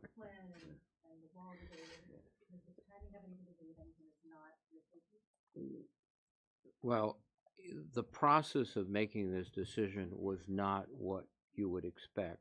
Listening carefully to your military and State Department advisors, having thorough consultation with allies, and then developing a plan. How do we execute this? How do we do this? And getting buy-in, if you will. So it was impulsive. And I think anytime you do something impulsive, it's not a rational process. It's subject to whatever other factors are affecting you at the moment. And this week has been a challenging week for the president in many other corners. I don't believe he put that all aside. I don't think he could put it aside. This was a very quick, impulsive decision, taking his advisors by surprise. So I think you cannot dismiss the fact that other influences might have affected his decision, at least the timing of the decision. He's been very clear for months he'd like to get out. But why did he do it now? Why did he do it so precipitously? Why didn't he consult with other allies? And really a detailed analysis by his own national security team. So I think there are other factors at play here, but it's so difficult to predict because they're so literally idiosyncratic. One last, and I'm not suggesting this is designed to make Russia happy. He thinks they're not happy. He's wrong. I think he really believes that. I just think he's wrong. I don't know why Obama turned down all the advice he got, but he did. Is this to change the topic? No. I just think the president's been frustrated. He doesn't want to be over there. He wants everybody to come home. Who doesn't want our troops to come home? All of us, but we want to do it smartly. Who wants another repeat of the disaster in Iraq and Syria? None of us. I have not had one American come up to me and say, let's stop fighting ISIS because somebody else can do it for us. Nobody believes that it's smart to outsource the fight to ISIS to everybody but us. The good news is that we finally got reliable partners. We're making great progress, and we're cutting this thing off at a time when it would bear dividends politically and militarily. So I can't explain this decision. I'm not going to suggest motivations that are anything other than a frustrated president. But I can promise this, that if you follow through with this, everything that happened in Iraq is going to happen in Syria, and it's going to be worse, not better. It's going to make it harder to get the Taliban to reconcile. You're undercutting what we've done in Afghanistan. North Korea is going to see this as a sign of weakness, and it's going to be harder to get the Russians to heal, because this will be seen by the entire world as a decision not based on sound military advice, a decision based on frustration, and all of our allies are scratching their head right now. I just talked to the British. They don't know where to go. And I do know this, that in this war, you will not win it by giving up. This isn't akin to surrendering. We can be successful only if we partner with others. This undercuts that effort. We've got two choices to fight this war: in their backyard or our backyard. And ISIS in Afghanistan, I know for sure, is looking toward the United States and their target sets. Mr. President, you have a chance to change course. You have a lot of bipartisan support to do so. Take advantage of it. Thank you. Senator Graham, did you talk to the president about it specifically?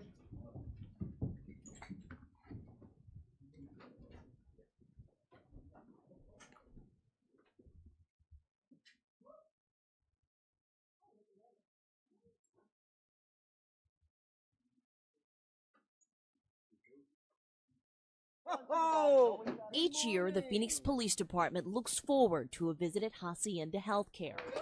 And as you can only imagine, here's why.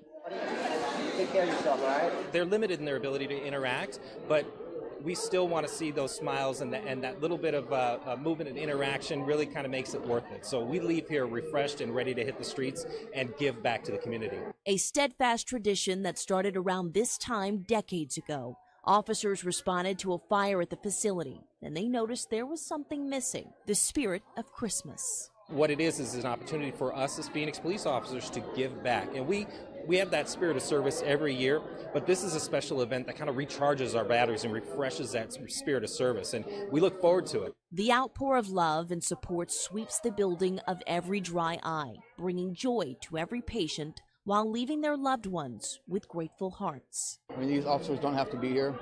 I mean, they risk their lives every day as it is, and then to come here, take their time to come here to see these kids is awesome. In Phoenix, Carmen Blackwell, Fox 10 News.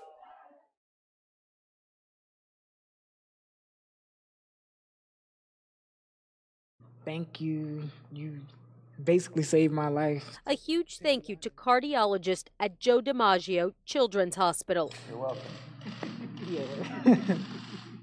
The team completing Timothy Jones's heart transplant a little over 2 weeks ago, making this their 50th successful procedure.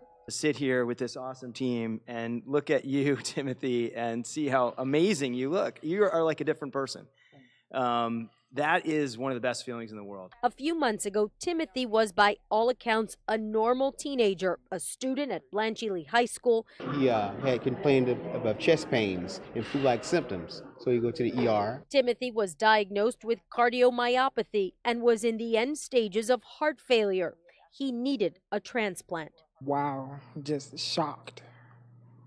Like me, someone that's never been in the hospital has to be in the hospital and get a new heart.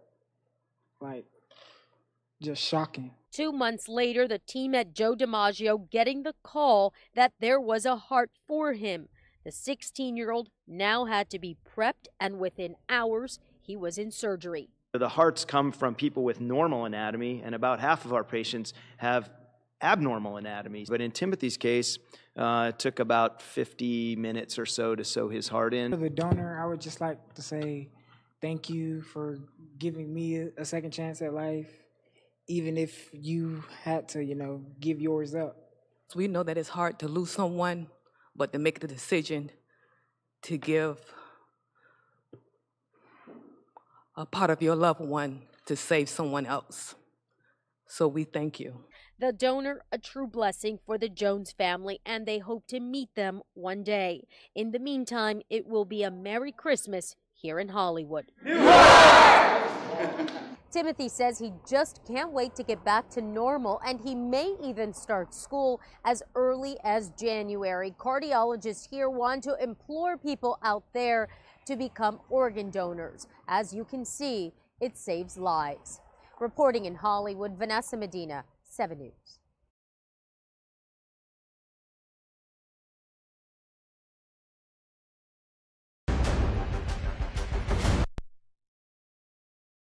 This looks like any ordinary visit to Santa, but these girls aren't asking for toys. What would you like for Christmas? For my dad to come home. Oh, I got something. I'm gonna go get it for you, okay? And without his sled and trusty reindeer, he delivers. Daddy! Santa brought me home. And the right jolly old elf isn't the only one spreading holiday cheer. Nurses at an Indiana hospital making sure some NICU babies are enjoying their first Christmas. The newborns placed in festive stockings. And from first Christmases to one man's last. Hundreds of strangers coming together to grant 78-year-old Harry Towle a dying wish. The only thing he wanted was to have dinner with his girlfriend and see the lights. But the community had a better idea and created a winter wonderland. Never had anything like this in my life. We've all heard about the secret Santas who make spirits bright for those in need. They go into stores and pay off gifts on layaway. But one stands out from the crowd. He's 11, and he covered a more than $300 wish list for a complete stranger. I thought it'd be nice to have a kid have a Christmas. Some of the best ways folks are bringing cheer this holiday season. In Los Angeles, Marianne Rafferty, Fox News. They serve their country. Now many of them are homeless. Almost all are on hard times. But Tuesday afternoon they gathered at Oakland's Swords to Plowshares for a warm holiday meal and friendship. Among the 100 or so vets here was Melissa Gonzalez, who served in the Air Force in Afghanistan. I got hit with an IED and it ejected me from the Humvee, and I got a traumatic brain injury and shrapnel on my leg. She says she suffers from severe PTSD and that coming to gatherings such as this with her service dog helps. It keeps my hopes up during the holidays, especially when it's hard time when you don't have that support. The gathering was financed by Oakland Raiders defensive lineman Jonathan Hankins, who said he just wanted to do something to help. My dad father was a veteran, his brother, so, you know, it really means a lot to me, you know, to give up. Swords to Plowshares says there are still hundreds of veterans in the Bay Area that are either on the street or struggling. And they say it seems that as soon as one gets back on their feet, another one falls down. That says something not so good about our country if we have this underclass of those who serve. So let's take care of those. And so when they're not taken care of, there's something, we have to correct that. This vet says when she could no longer afford the rent in Oakland, she ended up sleeping in an alley. She's in temporary housing now. I was homeless. I got priced out of Oakland. These are difficult days for many here, but at least for this one day, they can set the struggle aside. The camaraderie, the friendship, they don't judge me. I'm a vet. In Oakland, Rob Roth, KTVU, Fox 2 News.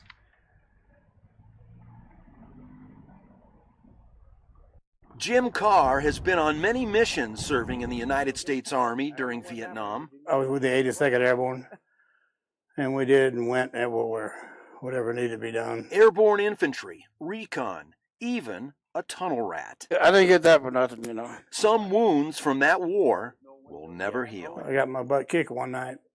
There were 26 of us up on the, really close to the Cambodian border, and only 6 of us.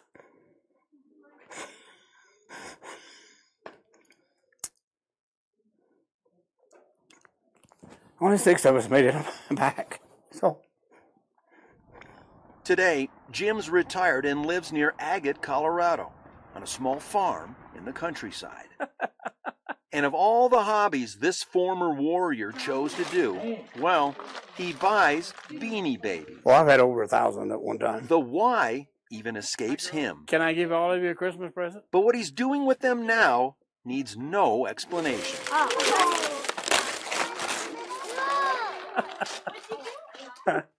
Because that's something I like to do.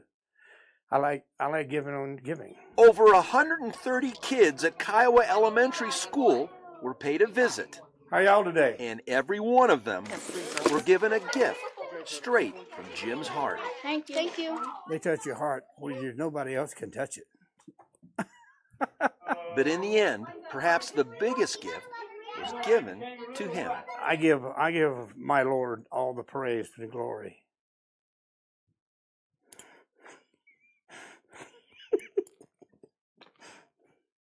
There's nobody else to say. You know, he brought me back from Vietnam, and now he's blessed me again.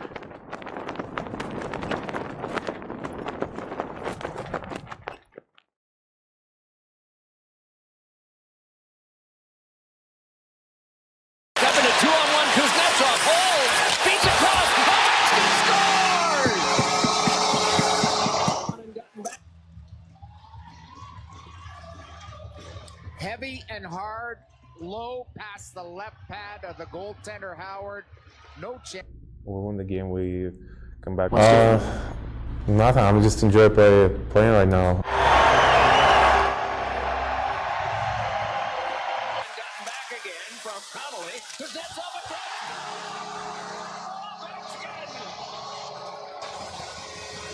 Every point is going to count, you know, because you want to be in the glass, you want to feel that atmosphere, you want to feel that pressure, and if you're not going to push yourself right now, it may be too late to push it to the end.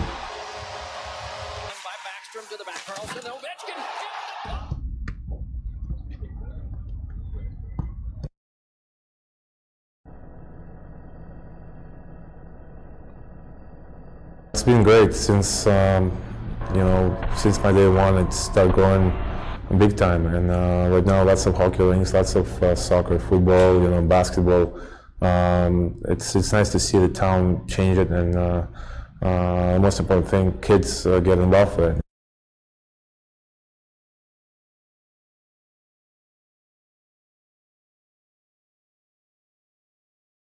You can see it TV, it was not the internet, and you just look at the teams on the newspapers, and my dad bought me a videotape, I watched the highlights. Did you think then that you would be in the same conversation as them as far as greatness? No, you know, how I said, you have a dream, right? And if you follow your dream everything can happen. And my dream was to come here, but I never felt like I'm gonna be in this position.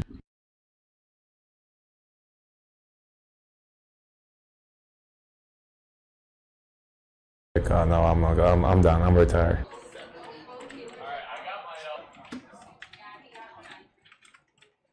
But you like gaming though? Oh yeah, what do you play? Call of Duty, Fortnite, you know, some regular games.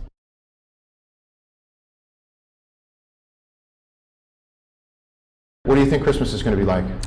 It's going to be fun. I think today is his 4th month, and he's getting big, and it's going to be fun to spend time with him. Do you think being a father changed you as a hockey player at all? I think it's changed my life, yeah, but I think on the ice side, I'm still the same.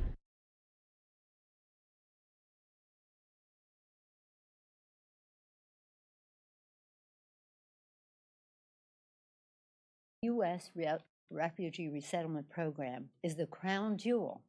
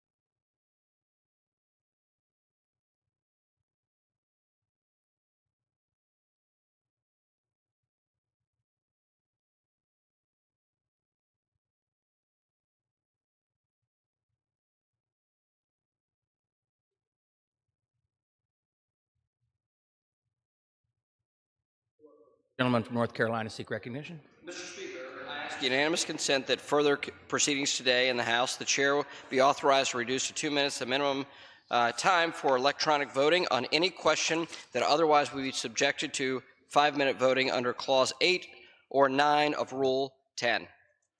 Of Rule 20, I'm sorry. Without objection, so ordered.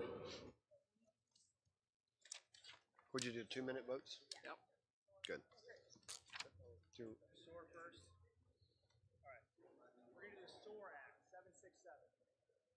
Okay.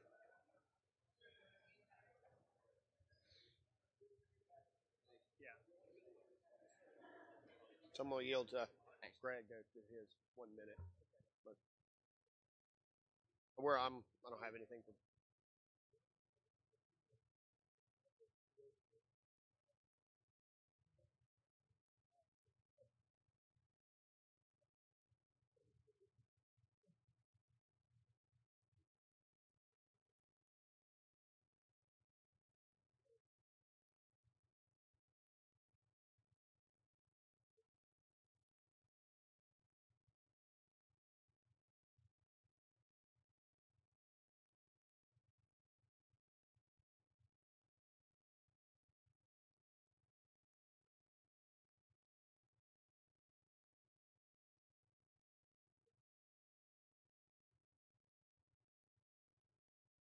Okay. Okay. For what purpose does the gentleman from Kentucky seek recognition? Mr. Speaker, I move that the House suspend the rules and concur in the Senate amendment to H.R. 767. Clerk will report the title of the bill. H.R. 767, an act to establish the Stop, Observe, Ask, and Respond to Health and Wellness Training pilot program to address human trafficking in the healthcare system. Senate amendment. Pursuant to the rule, the gentleman from Kentucky, Mr. Guthrie, and the gentleman from New Mexico, Mr. Lujan, each will control 20 minutes. The chair recognizes the gentleman from Kentucky. Thank you, Mr. Speaker. I ask unanimous consent that all members may have 5 legislative days in which to revise and extend their remarks and insert extraneous materials in the record on the bill. Without objection. Thank you, Mr. Speaker. I yield 2 minutes to my good friend from Montana, Mr. Gianforte. The gentleman from Montana is recognized for 2 minutes. I thank the gentleman for yielding. Mr. Speaker, Montanans didn't send me here to shut down the government, but they also didn't send me here to let their priorities die in a lame duck session that is every part lame. I stand here still, urging this body to take up a public lands package and to secure the border. A public lands package should include permanent reauthorization of the Land and Water Conservation Fund. A public lands package should include the Yellowstone Gateway Protection Act that permanently conserves public land in Paradise Valley. A public lands package should include H.R. 3764 to provide long overdue federal recognition to the Little Shell tribe of the Chippewa Indians. Mr. Speaker, we could kick the can here on government funding, on public lands, on border security, all because Chuck Schumer and Nancy Pelosi are folding their arms, shaking their heads no, and refusing to secure the border. Mr. Speaker, this lame duck session doesn't have to produce lame results. I urge my colleagues to take up the public lands package and to secure the border. Thank you, Mr. Speaker. I yield back. The gentleman yields back. The gentleman from Kentucky reserves. The gentleman from New Mexico is recognized.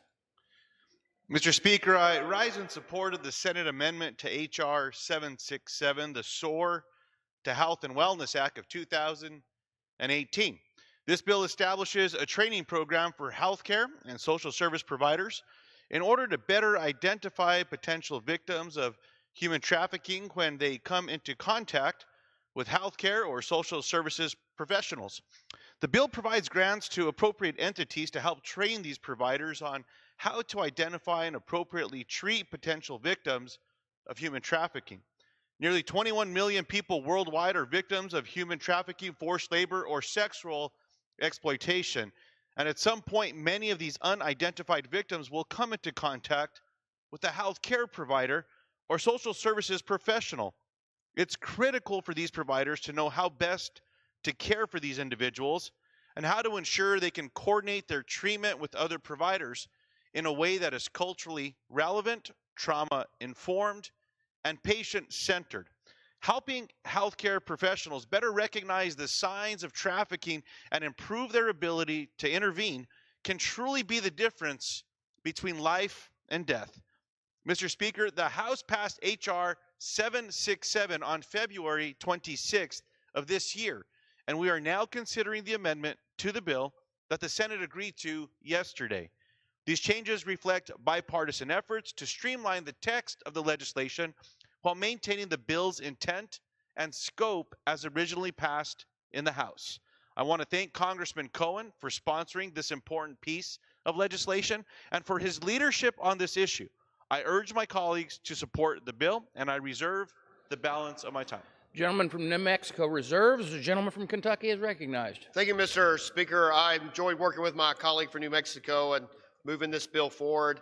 I have no further speakers and prepared to close, but I reserve my time. Gentleman from Kentucky reserves. The gentleman from New Mexico is recognized. Mr. Speaker, we also have no further speakers, and I would yield back the balance of my time. Gentleman from New Mexico yields back. The gentleman from Kentucky is recognized. Mr. Speaker, thank you, Mr. Speaker. H.R. 767, the SOAR Act, will head to the President's desk after passage today, and it is critical in ensuring adequate treatment of victims of human trafficking. I urge members to support the bill, and I yield back the balance of my time.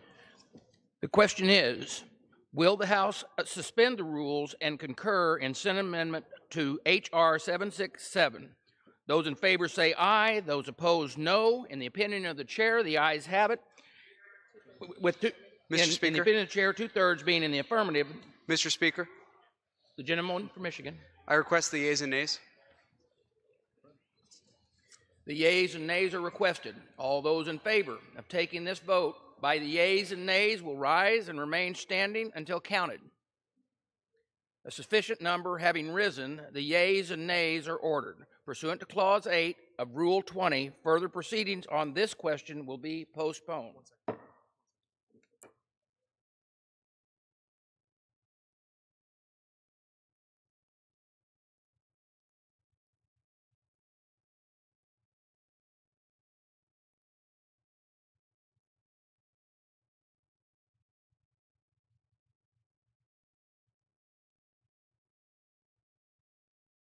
For what purpose, gentleman from Kentucky seek recognition? Mr. Speaker, I move that the House suspend the rules and pass the bill S-2322. The clerk will report the title of the bill. Senate 2322, an act to amend the Federal Food, Drug, and Cosmetic Act to define the term natural cheese. Pursuant to the rule, the gentleman from Kentucky, Mr. Guthrie, and the gentleman from New Jersey, Mr. Plum, each will control 20 minutes. The chair recognizes the gentleman from Kentucky. Thank you, Mr. Speaker. I ask unanimous consent that all members may have 5 legislative days in which to revise and extend their remarks and insert extraneous materials in the record on the bill. Without objection. Thank you, Mr. Speaker. Before us today is the definition to define the term of natural cheese. The House sponsor was our speaker from Wisconsin, obviously from the cheese state, the dairy state. So what we're debating here is S-2322, the Curd Act, and I ask my colleagues to support its passage, and I reserve the balance of my time. The gentleman from Kentucky reserves. The gentleman from New Jersey is recognized. Thank you, Mr. Speaker. I yield myself such time as I may consume. The gentleman is recognized. Mr. Speaker, I rise in opposition to the bill we're considering under suspension of the rules S-2322, the Codifying Useful Regulatory Definitions Act, or the Curd Act. This bill has not proceeded through regular order and codifies into the Federal Food, Drug, and Cosmetic Act a highly prescriptive definition of natural cheese that should be determined by the FDA, not by Congress. This legislation creates a statutory definition for a specific category of cheese and expressly distinguishes what shall be considered natural cheese from other standards of identity for processed cheese currently defined in regulation. The bill then codifies these regulatory standards of identity into the statute and expressly preempts any non-federal definition of the term natural cheese. The FDA has the authority to define this term, yet proponents of this legislation prefer legislative expediency over sound regulatory decision-making. Supporters insist that this definition is needed in statute immediately to ensure it quickly applies. However, instead of waiting to proceed through regular order or following the regulatory process, stakeholders are asking for an immediate statutory change because of ongoing litigation that this bill will help to resolve for some stakeholders. Now, Mr. Speaker, I'm concerned that by rushing this legislation through, we have not been given adequate time to consider the implications for this change or how this definition might impact consumers and other industry stakeholders. The FDA is best positioned to consider the public health impacts of defining this term and how this policy would interact with other agency efforts regarding nutrition labeling, such as a broader definition for the term natural. Additionally, I'm concerned by the precedent this legislation creates and believe that passing this bill only encourages stakeholders to seek additional statutory changes or definitional clarity for their products when they believe the FDA has not acted as expeditiously as they wish or when they're facing litigation. We should not be making changes to the federal statute when they are. We should only be making them when they're necessary and in order to protect the public health, not when industry is seeking a favorable outcome that could be achieved through regulatory process, and I do not believe this change is warranted in this circumstance. Finally, Mr. Speaker, I strongly believe that legislation like the Curd Act should be considered through regular order, and I'm opposed to this bill, given that the House of Representatives has held no hearings on this issue and has not marked up the bill under consideration today. The Senate passed this bill in the dead of night with no discussion or debate on the floor. I believe we are abdicating our duty to fully consider the implications of this statutory change if we pass this bill today. Now, on the substance, Mr. Speaker, the Center for Science in the Public Interest, Consumer Reports, and the Good Food Institute are all opposed to this legislation and have raised serious concerns about the impact of this change on consumer confusion and transparency. And at this time, Mr. Speaker, I would like to ask unanimous consent to enter into the record letters in opposition to the bill from the Center for the Science in Public Interest, the Good Food Institute, and Consumer Reports. Without objection. Thank you. Mr. Speaker, we should not displace the important role of the FDA in determining the correct terminology and approach to regulating and labeling food products like cheese.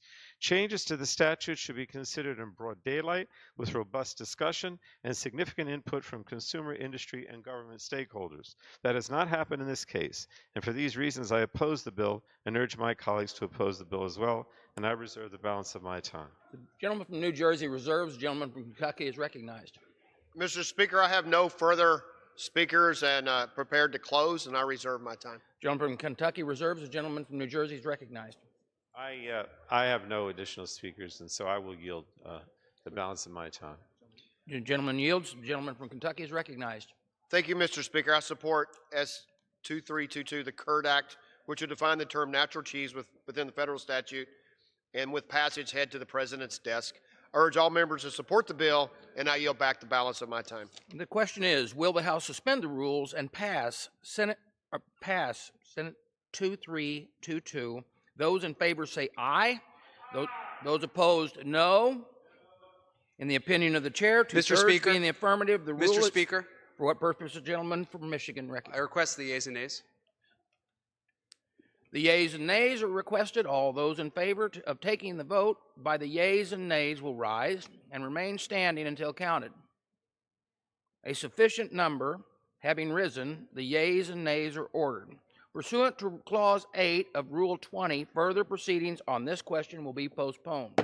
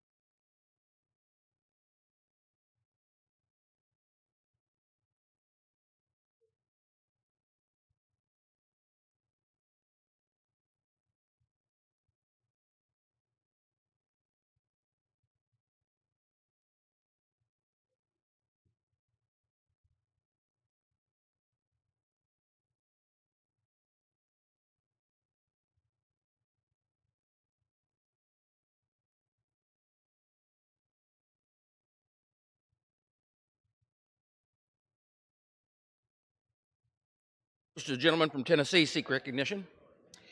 Mr. Speaker, I move to suspend the rules and pass H.R. 6418 as amended. The clerk will report the title of the bill. H.R. 6418, a bill to direct the Secretary of Veterans Affairs to conduct a study regarding the accessibility of websites of the Department of Veterans Affairs to individuals with disabilities. Pursuant to the rule, the gentleman from Tennessee, Mr. Rowe, and the gentleman from California, Mr. Takano, each will control 20 minutes. The chair recognizes the gentleman from Tennessee. Mr. Speaker, I ask unanimous consent that all members have 5 legislative days in which to revise and extend their remarks. Without objection. Mr. Speaker, I yield myself as much time as I may consume. The gentleman is recognized. Thank you, Mr. Speaker. I rise today in support of H.R. 6418 as amended, the VA Website Accessibility Act of 2018. In the interest of time, I'll allow Vice Ranking Member Takano to discuss the bill. The gentleman from Tennessee. And I'll reserve. The gentleman from Tennessee reserves. The gentleman from California is recognized. Thank you, Mr. Speaker. I yield myself as much time as I may consume. The gentleman is recognized. Mr. Speaker, I rise today in support of H.R. 6418 as amended, the VA Website Accessibility Act of 2018. This bill from Representative Esty mandates that the VA finally make all of its websites compliant for visually impaired individuals. This is a long overdue action that the Blinded Veterans Association has tirelessly advocated for to make VA communications and information fully accessible to everyone, and I am proud to support this bill. I have no further speakers, and I urge my colleagues to vote in support of H.R. 6418 as amended, and I yield back the balance of my time. The gentleman yields back. The gentleman from Tennessee is recognized. Mr. Speaker, I have no further speakers at this time. I'll reserve the balance of my time. The gentleman has the only time. I'm prepared to close. The gentleman is recognized. Gentleman's recognized. Okay, once again, I encourage all members to support this legislation. I yield back the balance of my time. The gentleman yields back. The question is, will the House suspend the rules and pass H.R. 6418 as amended? Those in favor say aye. Those opposed, no. In the opinion of the chair, 2/3 being in the affirmative, the gentleman from Kentucky, for what purpose use? Mr. Speaker, I request the yeas and the nays. The yeas and nays are requested. All those in favor of taking the vote by yeas and nays will rise and remain standing until counted. A sufficient number having risen, the yeas and nays are ordered. Pursuant to Clause 8 of Rule 20, further proceedings on this question are postponed. This one? Oh. What purpose, gentleman from Tennessee, seek recognition? Thank you, Mr. Speaker. I move to suspend the rules and pass Senate 3444. The clerk will report the title of the bill. Senate 3444. Want to see an agreement with that alternative. Majority Leader Carter. We believe there's still time. We're going to have border security. We know fundamentally that's what America is asking for. It's one of the fundamental jobs, especially for a president as well. We had a great discussion within there. The president said what the Senate sent over is just kicking the can down the road. We want to solve this problem. We want to make sure we keep the government open, and we're going to work to have that done and get something done. Mr. Speaker, why do you Speaker Ryan, how do you burn a shutdown? The Senate has left town. How do you burn a shutdown?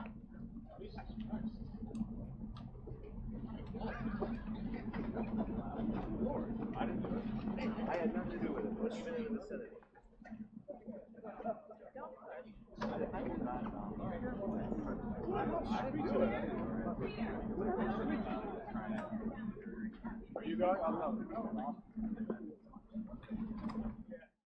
He joined the Army in 1966 and was deployed to Vietnam. There, Fournier served as rifle platoon leader of the 2nd Platoon, Company Bravo. In the Eshwa Valley of Vietnam, the platoon came under sniper fire. With an enemy mine in the way of the platoon's advance, Fournier ordered his men to take cover. He then ran uphill to the mine, attempted to disarm it with a knife. Before he could succeed, the mine was detonated. Douglas Fournier was posthumously awarded the Medal of Honor in 1970. He is the sole recipient from Southwest Louisiana. Douglas Fournier gave his last full measure of devotion in service to his country and in defense of his platoon. Our freedoms are paid for by the blood of patriots like First Lieutenant Fournier. Renaming of the Lake Charles VA Clinic is a small tribute to his courage and forever enshrines the legacy among Southwest Louisiana veterans. Mr. Speaker, I urge all my colleagues to join with me and honor the life, legacy, and gallantry of First Lieutenant Douglas Fournier. I urge favorable passage, and I yield back. The gentleman from Louisiana yields back. The gentleman from Tennessee reserves. The gentleman from California is recognized. Thank you, Mr. Speaker. I yield myself as much time as I may consume. The gentleman is recognized. Mr. Speaker, I rise today in support of S. 3444, a bill to designate the community-based outpatient clinic of the Department of Veterans Affairs in Lake Charles, Louisiana, as the Douglas Fournier Department of Veterans Affairs Clinic. I support this bill from Senator Cassidy to name this clinic after Louisiana Medal of Honor recipient Douglas Fournier. I have no further speakers. I urge my colleagues to vote in support of S. 3444, and I yield back the balance of my time. The gentleman from California yields back. The gentleman from Tennessee is recognized. Thank you, Mr. Speaker. I encourage all members to support this legislation for an American hero, First Lieutenant Douglas Fournier. And it's a privilege to recommend that this legislation, and I yield back the balance of my time. The gentleman from Tennessee yields back. The question is, will the House suspend the rules and pass Senate 3444? Those in favor say aye. Those opposed, no. In the opinion of the chair, Mr. two-thirds Speaker. being in the affirmative. Mr. the Speaker. ayes- For what purpose, gentlemen from Kentucky seek recognition? I request the yeas and the nays.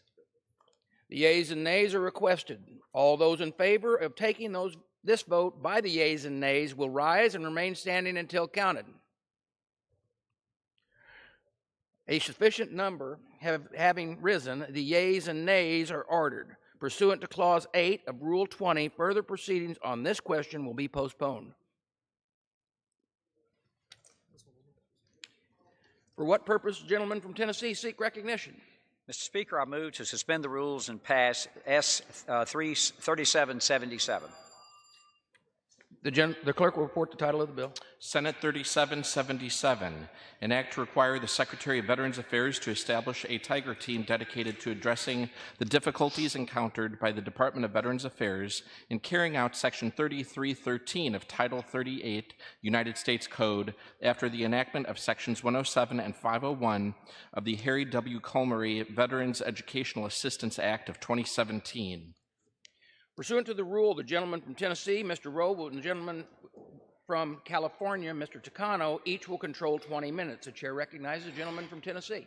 Thank you, Mr. Speaker. I ask unanimous consent that all members have 5 legislative days in which to revise and extend their remarks and insert extraneous material in consideration of S 3777. Without objection. Mr. Speaker, I yield myself as much time as I may consume. The gentleman is recognized. Thank you, Mr. Speaker. I rise today in support of Senate Bill 3777, Forever GI Bill Housing Payment Fulfillment Act of 2018. The Forever GI Bill is one of the several landmark bills that this Congress has enacted to help our nation's veterans. However, the implementation of this law has been bumpy, to say the least, and there have been veterans who've been underpaid due to the Department of Veterans Affairs' inability to modify their ancient IT systems to properly implement the law. While I'm encouraged by Secretary Wilkie's decision to reset implementation of the IT modifications, we owe it to our veterans to conduct proper oversight of this process. That's why I'm proud to support this legislation introduced by my good friend, Senator Bozeman of Arkansas and Mr. Andy Barr of Kentucky on the House side. This bill would require the VA to create a, quotes, Tiger Team that would produce a plan to ensure all GI Bill users who were underpaid as a result of the IT systems not being in place are made whole. The bill would also require periodic updates on the VA's progress on providing these underpayments to veterans. Mr. Speaker, this bill will ensure the VA does the right thing and pays student veterans what they're owed under the law, and I encourage my colleagues to support Senate Bill 3777, and I reserve the balance of my time. The gentleman from Tennessee reserves. The gentleman from California is recognized. Thank you, Mr. Speaker. I yield myself as much time as I may consume. The gentleman is recognized. Mr. Speaker, I rise today in support of S 3777, the Forever GI Bill Housing Payment Fulfillment Act of 2018. This bill from Senators Boozman and Schatz will help keep VA accountable as it moves forward to fix the issues it has run into in fully implementing the Forever GI Bill. As we continue our oversight over VA's implementation of the Forever GI Bill, I'm glad this bill provides us with more tools to do so. I have no further speakers, and I urge my colleagues to vote in support of S 3777, the Forever GI Bill Housing Payment Fulfillment Act of 2018, and I yield back the balance of my time. The gentleman from California yields back. The gentleman from Tennessee is recognized. Thank you, Mr. Speaker. I encourage all members to support Senate Bill 3777, and I yield back the balance of my time. Gentleman yields back. The question is, will the House suspend the rules and pass Senate Bill 3777? Those in favor say aye. Those opposed, no. In the opinion of the chair, two-thirds being in the affirmative. For what purpose, gentlemen from Kentucky seek recognition? I'd like to request the yeas and nays. The yeas and nays are requested. All those in favor of taking the vote for the yeas and nays will rise and remain standing until counted. A sufficient number having risen, the yeas and nays are ordered. Pursuant to Clause 8 of Rule 20, further proceedings on this question will be postponed.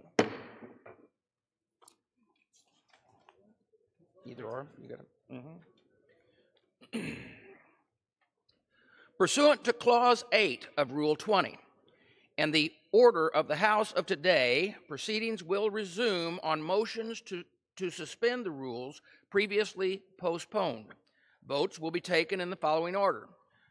Concurring in the Senate amendments to the House Amendment to S. 756 by the yeas and nays, passing H.R. 7328 by yeas and nays, concurring in Senate Amendment to H.R. 5075 by the yeas and nays, passing H.R. 7093 by the yeas and nays, passing Senate S. 2896 by the yeas and nays, passing S. 2961 by the yeas and nays, passing S. 2679 by the yeas and nays, passing H.R. 7227 by the yeas and nays, concurring in the Senate Amendment to H.R. 4227 by the yeas and nays, passing S. 2652 by the yeas and nays, passing S. 2765 by the yeas and nays, concurring with the Senate Amendment to H.R. 5509 by the yeas and nays,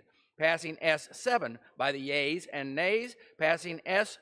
2200 by the yeas and nays, concurring in Senate Amendment to H.R. 767 by the yeas and nays, passing S. 2322 by the yeas and nays, passing H.R. 6418 by the yeas and nays, passing S. 3444 by the yeas and nays, passing S. 3777 by the yeas and nays. The first electronic vote will be conducted by 15-minute vote. Remaining electronic votes will be conducted as 2-minute votes. Okay. The unfinished business is the vote on the motion of the gentleman from Virginia, Mr. Goodlatte, to suspend the rules and concur in the Senate amendment to House amendments to the Senate 756 on which the yeas and nays were ordered. The clerk will report the title of the bill. Senate 756, an act to reauthorize and amend the Marine Debris Act to promote international action to Everyone, let's move away from politics briefly. We've been talking about this all morning, both the bipartisan support on the Syria drawdown and Nancy Pelosi's weekly address, and now the House debating today. Lots of stuff coming out of D.C. as President Trump has. We've been reading that he is refusing to sign this stopgap bill that would extend the government open until February 8th. So more to come on all of that drama from here in D.C. But let's flip it over and jump right over to California. We haven't heard much by means of what is happening with the Me Too movement and some of the laws to come out of that movement. We know that there were going to be changes.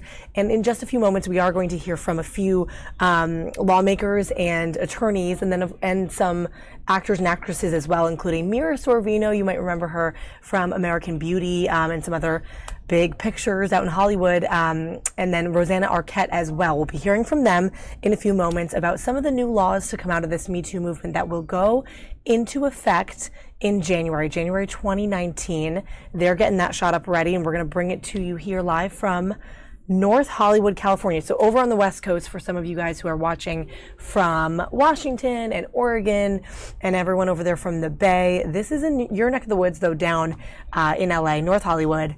We're going to listen in to hear what they have to say about these new laws and how they will affect everyone going forward after this movement, as we know, really took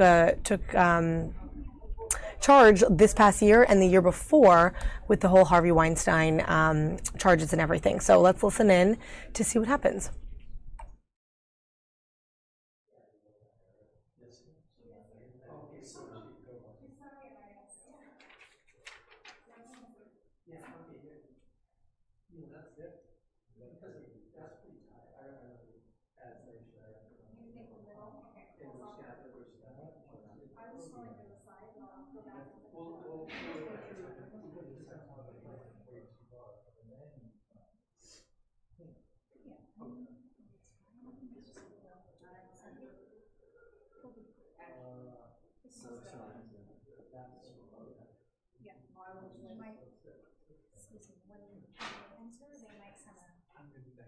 Perfect. There we go.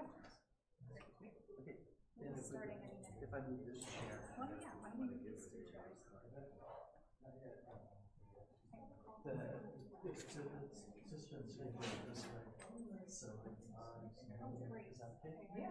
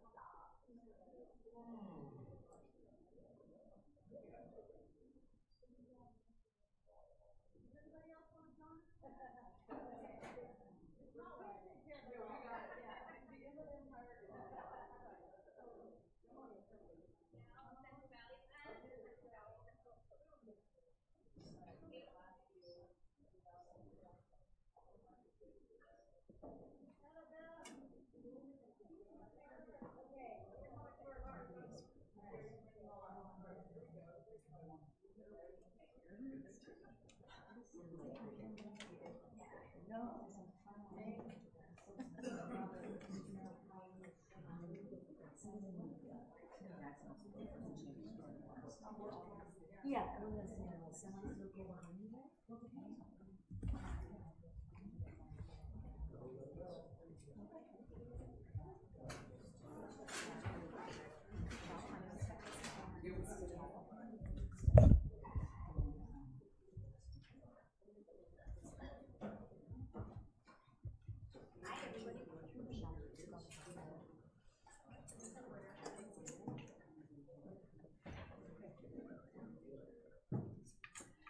Good morning, and thank you for joining us today. I'm reminded we were here just a few years ago to celebrate the passage of what was at the time the strongest equal pay bill in the country, which now 41 other states have introduced using our template in hopes that we can make this a national effort.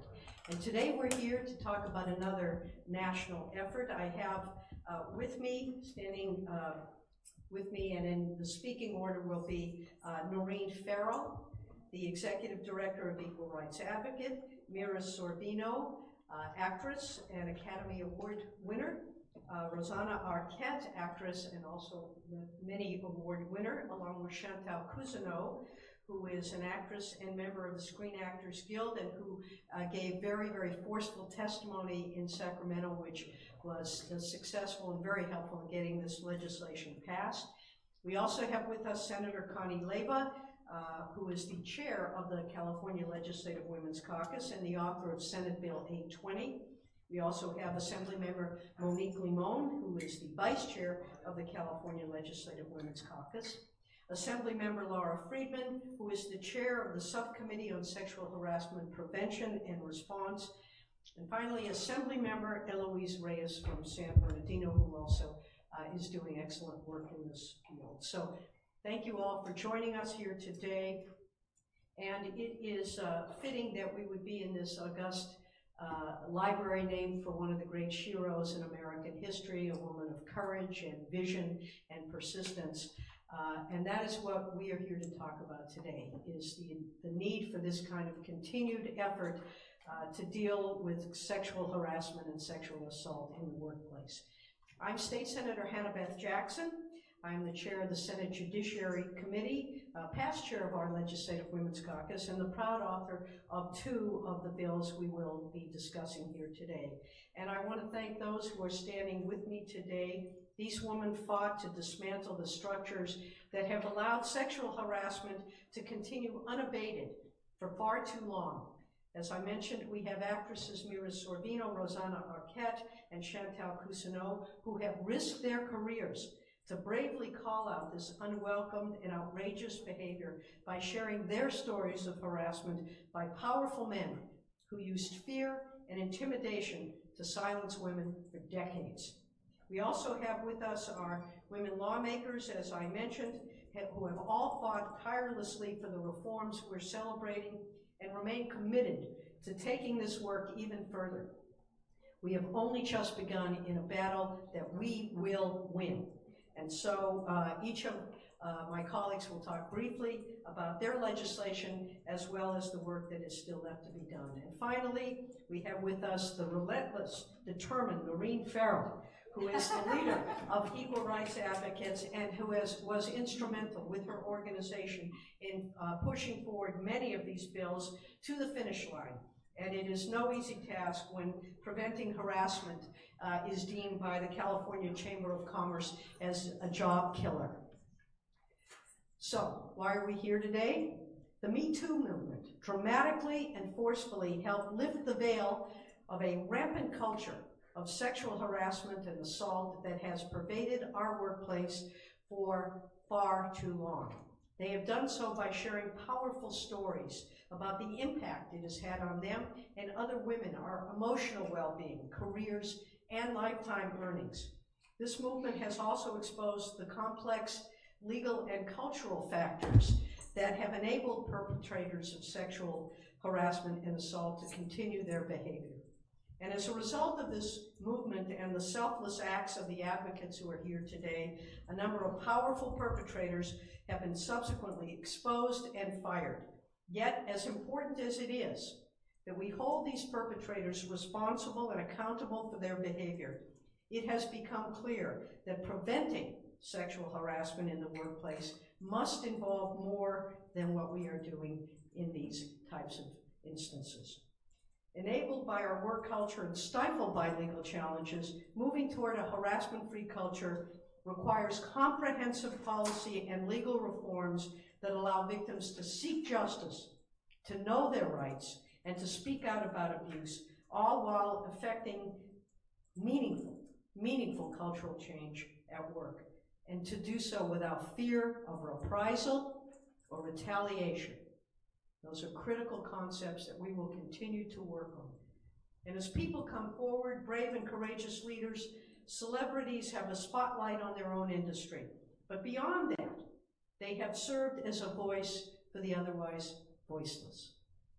And spurred by survivors from across the state who have stood up to say Me Too, the women of California's legislature seized this critical moment in this history to create lasting change statewide and within our own institution. Such changes that I mentioned here include two bills that I introduced that became law with the help of everyone in this standing behind me. SB 1300 will become law on January 1st. This measure combats sexual harassment in the workplace by closing loopholes in the law that have up to now discouraged and prevented victims from speaking out. It's allowed employers to avoid sexual harassment and discrimination laws and left employees vulnerable to sexual harassment at work.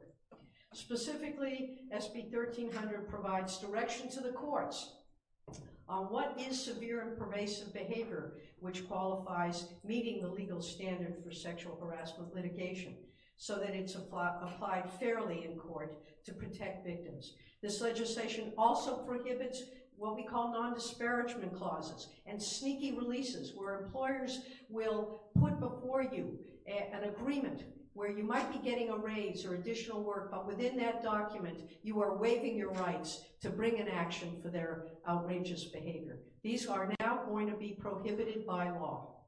And I didn't see that applause line in my notes, but thank you very, very much. We're just feeling it. And it will prevent the kind of thing that prohibits victims from speaking out about abuse and will allow them to seek justice. The law was informed by a series of hearings that were held, and in response to the culture of harassment in Silicon Valley and Hollywood, among other places, I also authored SB 224, which specifically expands sexual harassment protections to prohibit sexual harassment by investors, like we've seen up in Silicon Valley, by directors and producers, like we've seen in Hollywood, elected officials, and lobbyists, like we have seen up in Sacramento. So these bills are not, though, just about larger-than-life people. We need to dig deeply into our most vulnerable workers' circumstances, janitorial staff, farm workers, hotel employees, and other vulnerable populations, many of whom work alone. We recognize and are dealing with the problem at all levels, and while we've made great strides, there is so much more to do. So, without further ado, because I've asked my colleagues only to speak for 2 minutes, so I have to try to at least set an example. But I am so honored and privileged to be here today and to be standing with these extraordinary women as these new laws will become effective January 1. And so without further ado, please allow me to introduce Noreen Farrell, the Executive Director of Equal Rights Advocates.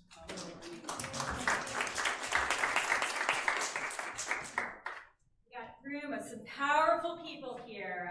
I'm very excited to join you. I'm Noreen Farrell. I'm the Executive Director of Equal Rights Advocates. We co-sponsored Senate Bill 1300 and 224 and supported the other bills that you're going to hear about today. My organization has been fighting sexual harassment for over 45 years, and we're doing it right alongside our fights for fair pay, fair representation, equal access to high-paying jobs, and so this work is really core to the women we represent. We represent women who work in offices, who clean buildings, who teach our kids, who serve restaurants, who labor in the fields that grow our vegetables. Many are low paid, as Senator Jackson mentioned. They are immigrant, they are women of color who face really compounded discrimination. We also serve women who work in the gig economy, who aren't in traditional employment relationships, who want to start their own companies, who are making great films, who work in our state capitol.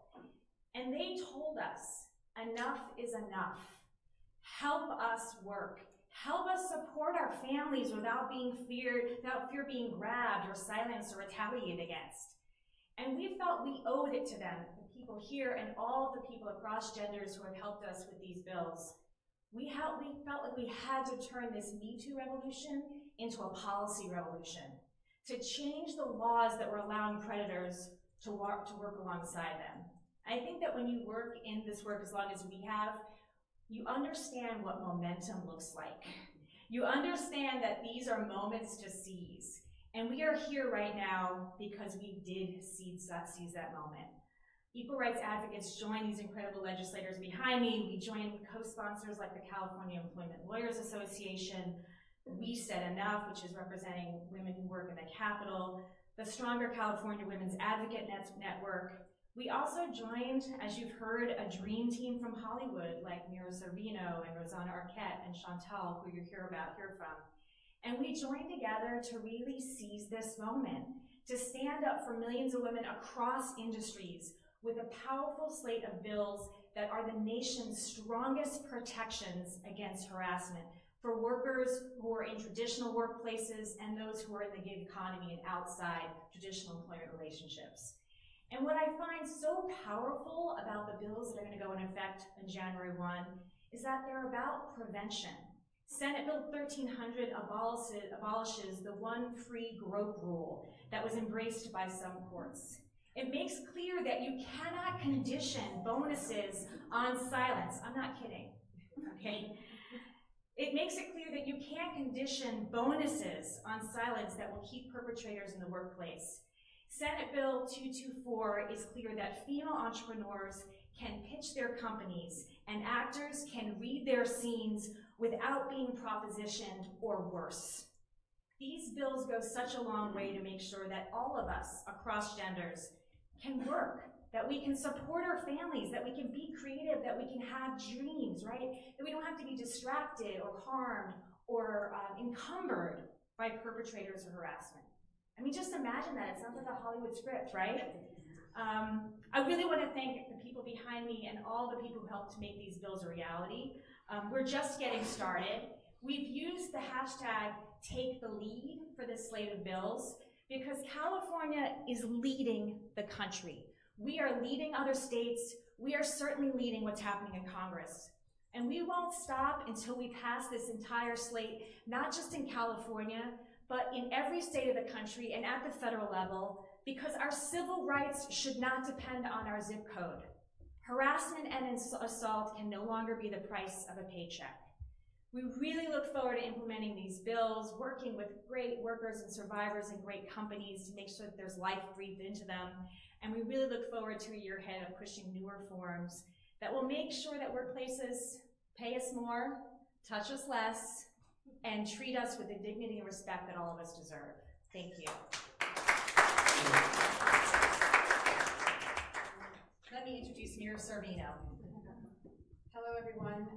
It's so wonderful to have you all turning out today for this.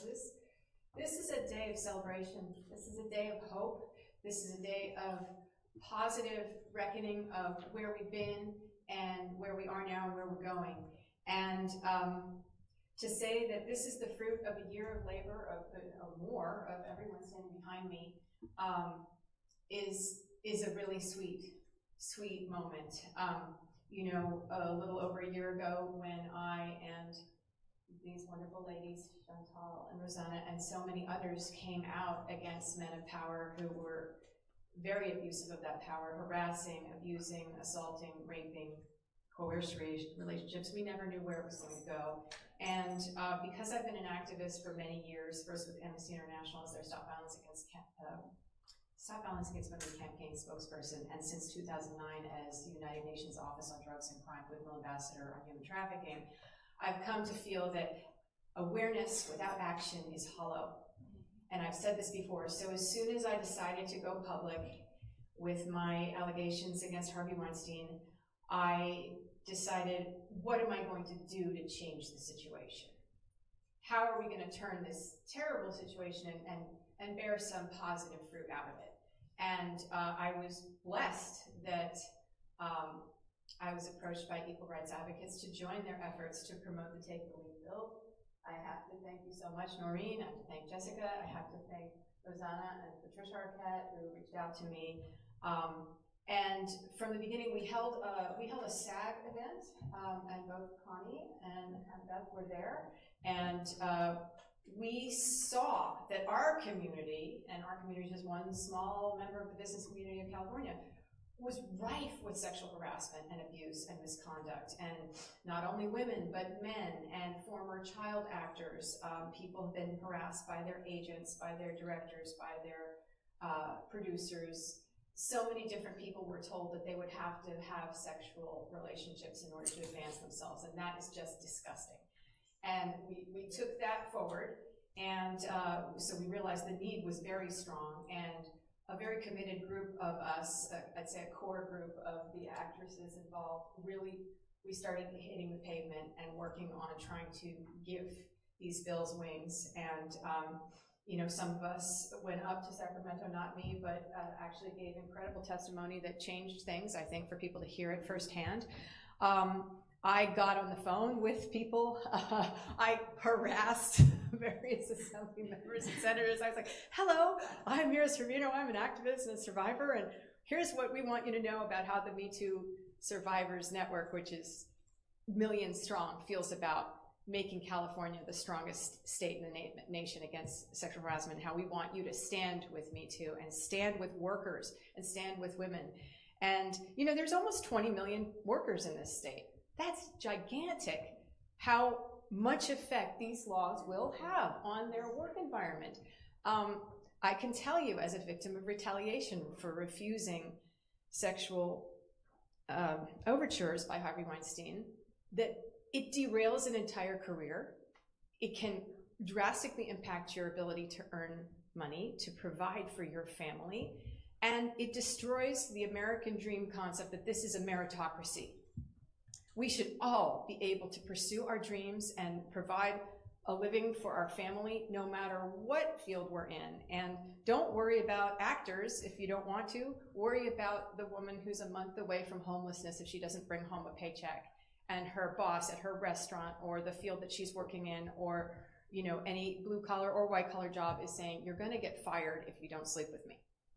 And I've said before that sexual harassment is the gateway drug So harassers and predators use this as a testing ground to say, okay, if I can get her or him to comply with this pressure, then it bodes that that person is probably then going to become the victim of more serious onslaughts, the assault, rape, coerced relationships.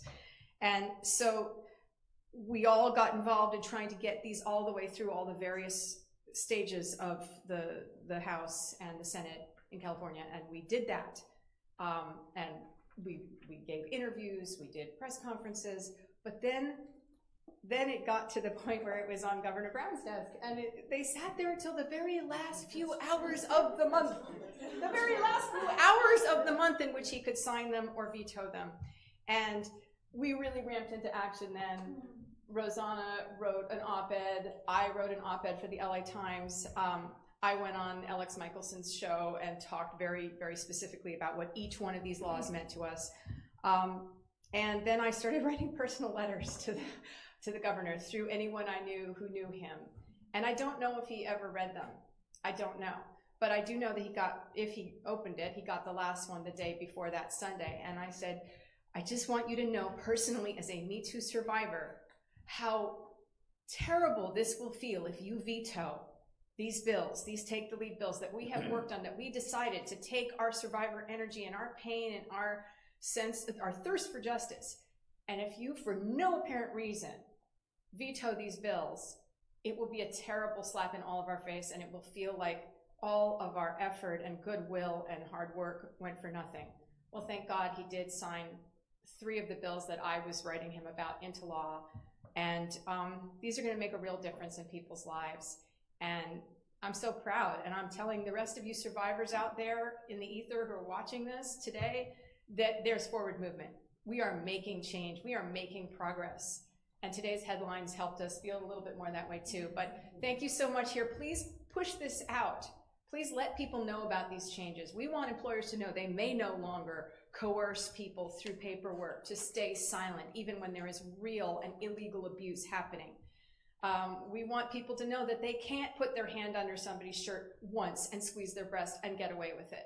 We want agents and investors that entrepreneurs meet with to know they cannot ask for a quid pro quo relationship. If you sleep with me, I will invest in your company. And we want everyone to know that this really is America the Great, the place of a meritocracy where everyone's dreams should be able to come through without any of this ridiculous nonsense. So thank you very much.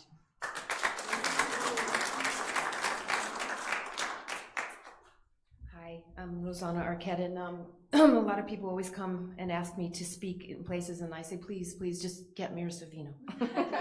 She's so good at it, and I need a script. But I just wanted to say I'm honored to be here today, to not only recognize the progress we've made this year, but also emphasize what more we can do. The past year has never been about a witch hunt. It has never been about one man or even hundreds of men. The past year has been about change. It has been about acknowledging the injustices and indignities working women face on any given day, and then doing something about it. Seeing Harvey Weinstein being held criminally accountable for his deeds is of course encouraging, but it's not enough.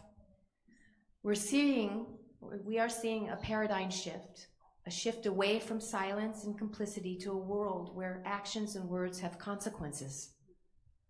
A shift away from protecting abusers and an abusive system, and to recognizing the needs of people who survive them.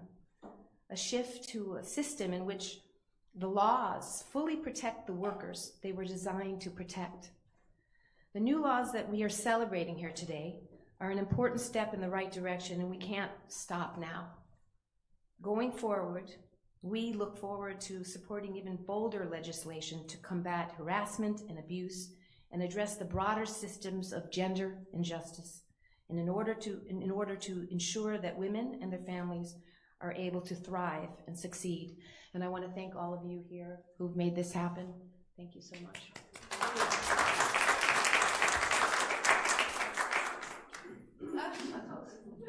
I'm Chantal Cousineau. Thank you so much, Rosanna and Mira, for your thoughtful words and unwavering support. It was your bravery and that of all the Harvey Weinstein survivors that got the country and the whole world standing up to say enough. In that inspired moment of the Me Too movement, I came forward and spoke to the LA Times reporter Glenn Webb to share my experience having been sexually harassed by my director James Toback on a movie called Harvard Man. 2 days after the article was published, there were 395 women saying Me Too. Supported by my guild, SAG-AFTRA, and its strong visionary president, Gabrielle Carteris, I joined committees that sought to grow the existing safety infrastructure within the entertainment industry. The truth came out, and our leaders heard our Me Too battle cry. In January, I testified before the Senate Judiciary Committee to support Senator Jackson's bill, SB 224, as part of a collective of culture-shifting legislation we call Take the Lead. These bills look to end the rape culture that continue the exploitation and abuse of California's most vulnerable workers. SB 224 specifically expands the definition of employer to include everyone who can affect your career and makes them responsible as such. Legislative reform is the way to end this dangerous status quo.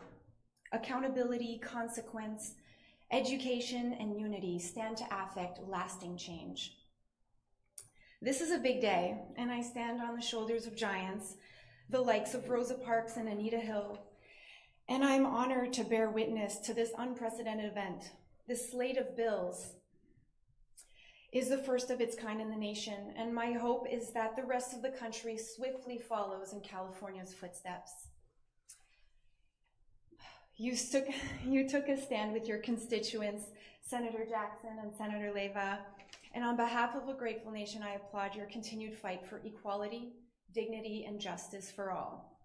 Thank you to the trailblazers at Equal Rights Advocates and CELA, my union for supporting me by way of these Take the Lead bills, and last but not least, for Governor Jerry Brown for signing my safety into law. Thank you.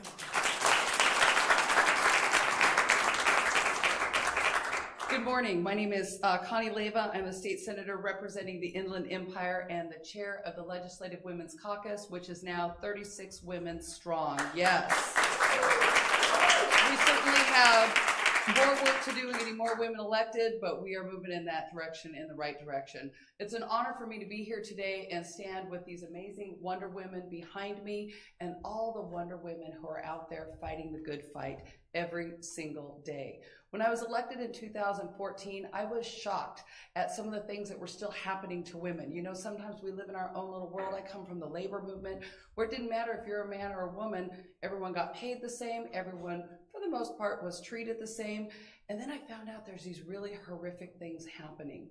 When I heard about Harvey Weinstein and Mira and Rosanna, I said, we have to do something. How is it that secret settlements are legal? How can that be okay?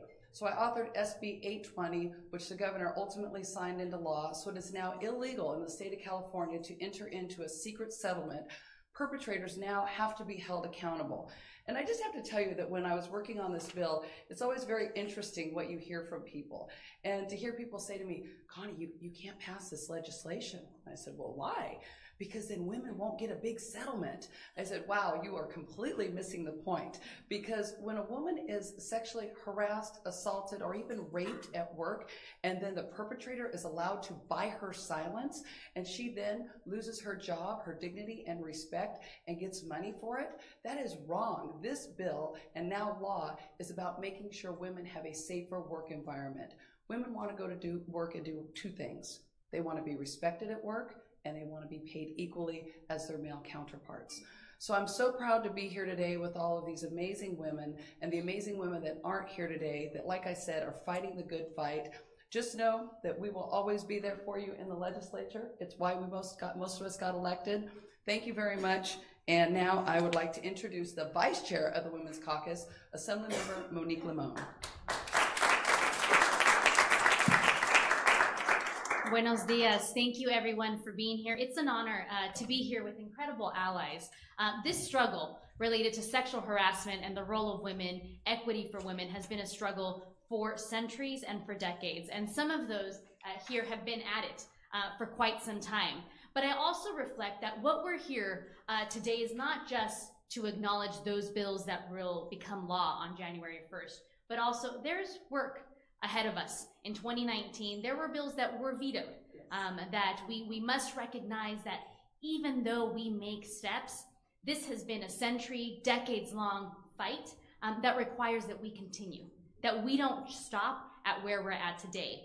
I was recently reminded by a conversation that I was having with Girls Inc., an organization that supports girls, young girls under the age of 18. And they just started a movement because of what these examples have done, and it's the hashtag Girls2 movement. Because what happens is that this doesn't just start when people become adults. This is learned and accepted behavior they've learned somewhere else and when they were younger. And organizations like Girls Inc.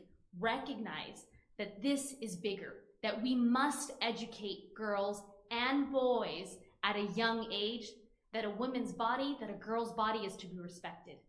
That the opinion of a young girl is just as great as the opinion of a young boy.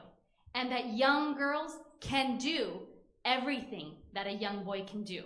And so as we move forward, we have to reflect that today is bigger than just what we're seeing here and the laws that have been signed. But today is also recognition that we must celebrate the work we've done, but remember that we have to move forward and that girls too are impacted by harassment, and that it begins at a young age, and that together these allies will work towards ensuring that our community, not just our workplaces, are safe and free of harassment for all girls and women. Thank you, and I would like to invite Assemblymember Laura Friedman, who is the chair of the Sexual Harassment Committee and Prevention Committee for our legislature.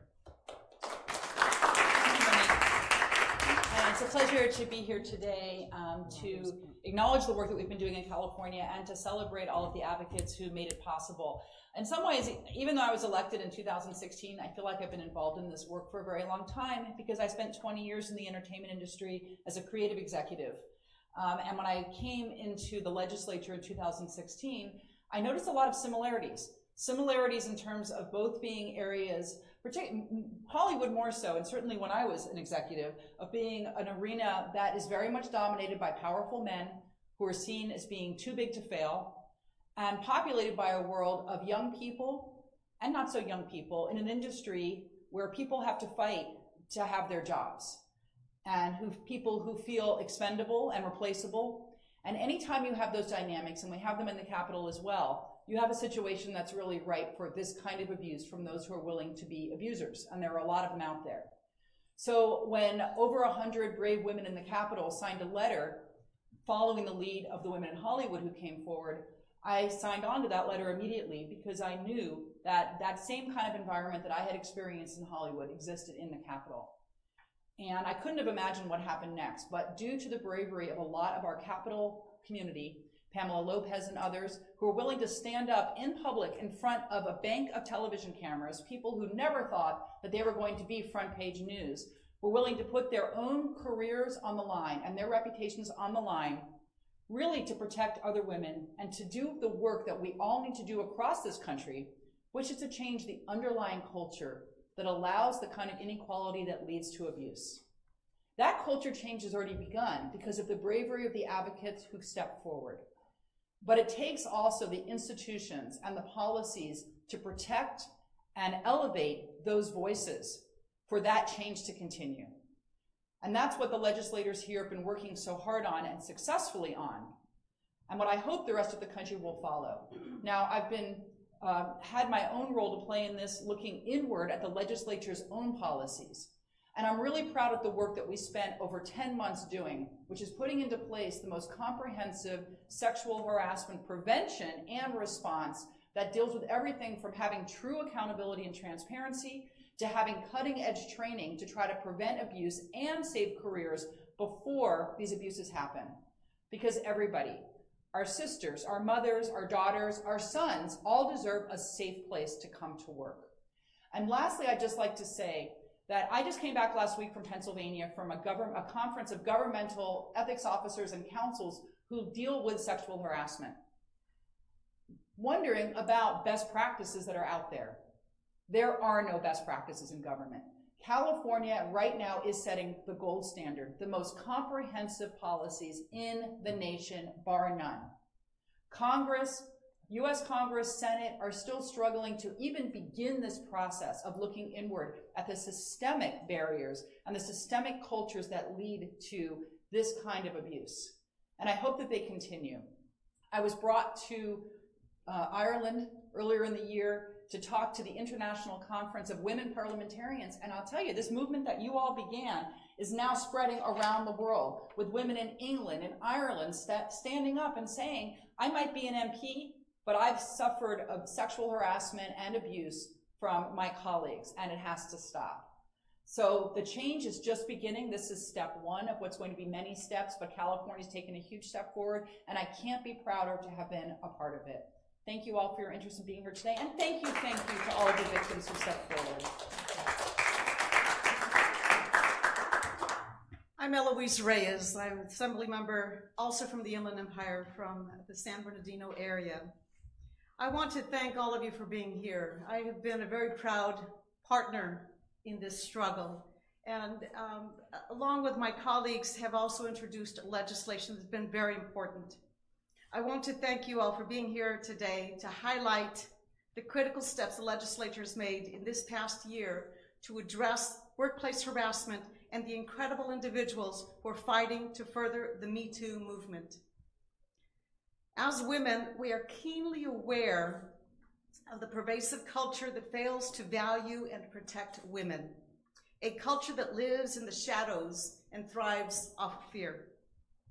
This is why last year I introduced AB 1870, the Stop Harassment and Reporting Extension Act, also known as the SHARE Act. This legislation would have allowed victims of workplace harassment more time to file their claims, extending the current statute of limitations, which is only 1 year, extending it to 3 years. Although this bill received bipartisan support throughout the legislative process, the effort stopped short of becoming law. It was vetoed by the governor. But much like the Me Too movement, we must continue to persist. The time has come to change our current culture, to acknowledge the struggles faced by women in the workplace and in society, and demand accountability and transparency. Upon being sworn in for my second term in the Assembly, I reintroduced the SHARE Act with the original joint authors, which includes my colleague Laura Friedman, and on the Republican side, Marie Waldron, who is the minority leader. As we have continued to say throughout this process, time's up. We must be clear that the policy we put in place dealing with workplace harassment must put the survivors first. AB 9, which is the new number of this bill, will ensure that our laws provide equity and justice rather than loopholes that leave survivors without redress. Perpetrators will no longer be able to hide behind the inequities of the law. The law will now protect the victims and provide them with additional time to bring their claims forward. We must ensure that the silence we have broken does not return. We cannot give up. We will not give up. Thank you so much for being here.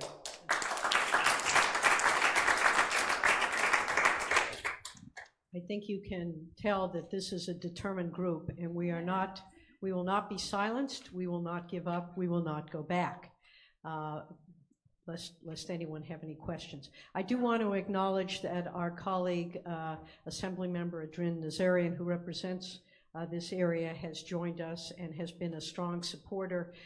He reminds us that this is an effort that we do not and cannot take alone, that we need our male counterparts, that we need all the young men and all the fathers and grandfathers to step up and to be with us. This is a matter of human dignity, and it is very clear from the people who have spoken today that this is both a battle to prevent and a battle to discourage and hold accountable those who commit these unacceptable acts that are acts against humanity.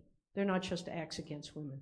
They demean us as a culture, they demean us as a species, and we will not allow it to go any further. Enough is enough, the time is up. And with that, thank you for being here, and we'll be happy to answer any questions. Yeah, a question about terminology.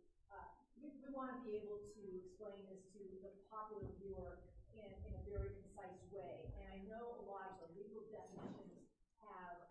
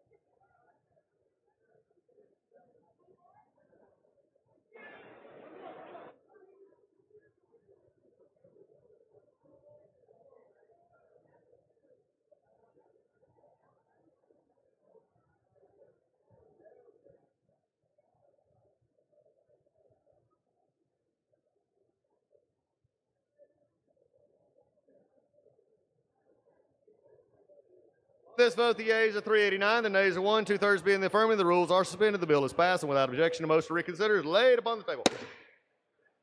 The unfinished business is the vote on the motion from the gentleman from South Carolina, Mr. Rice, to suspend the rules and pass H.R. 7227 as amended, on which the yeas and nays are ordered. The clerk will report the title of the bill.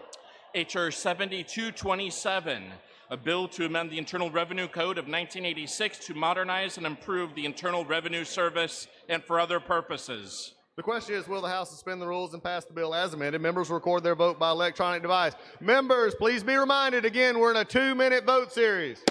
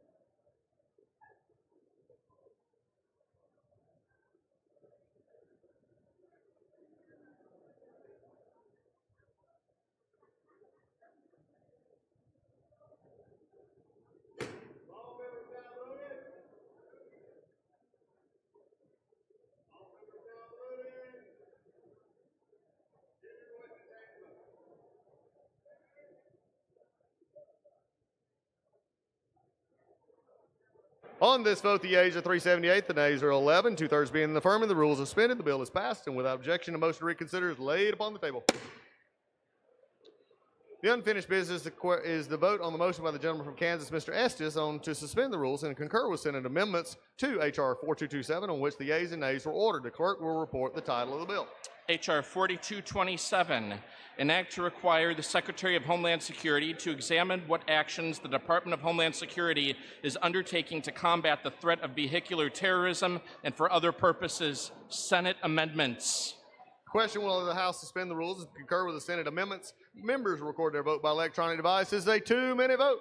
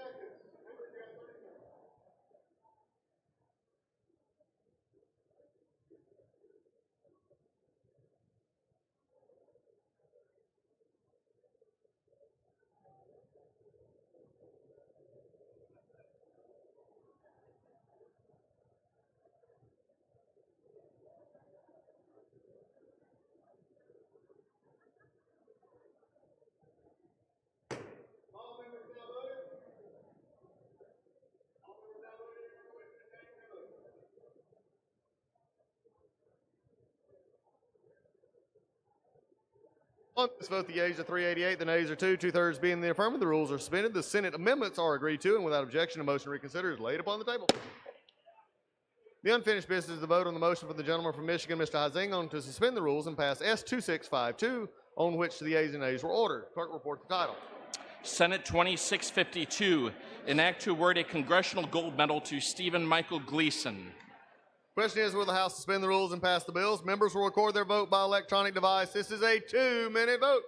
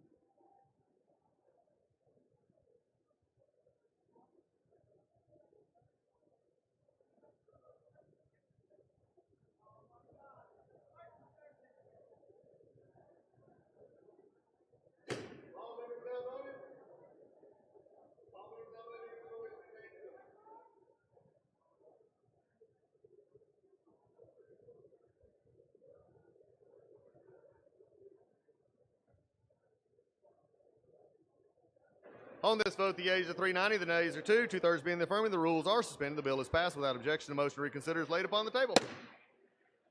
The unfinished business is the vote on the motion for the gentleman from Michigan, Mr. Huizenga, to suspend the rules and pass S2765, on which the yeas and nays order. Clerk will report the title. Senate 2765, an act to amend the Investment Advisors Act of 1940 to exempt investment advisors who solely advise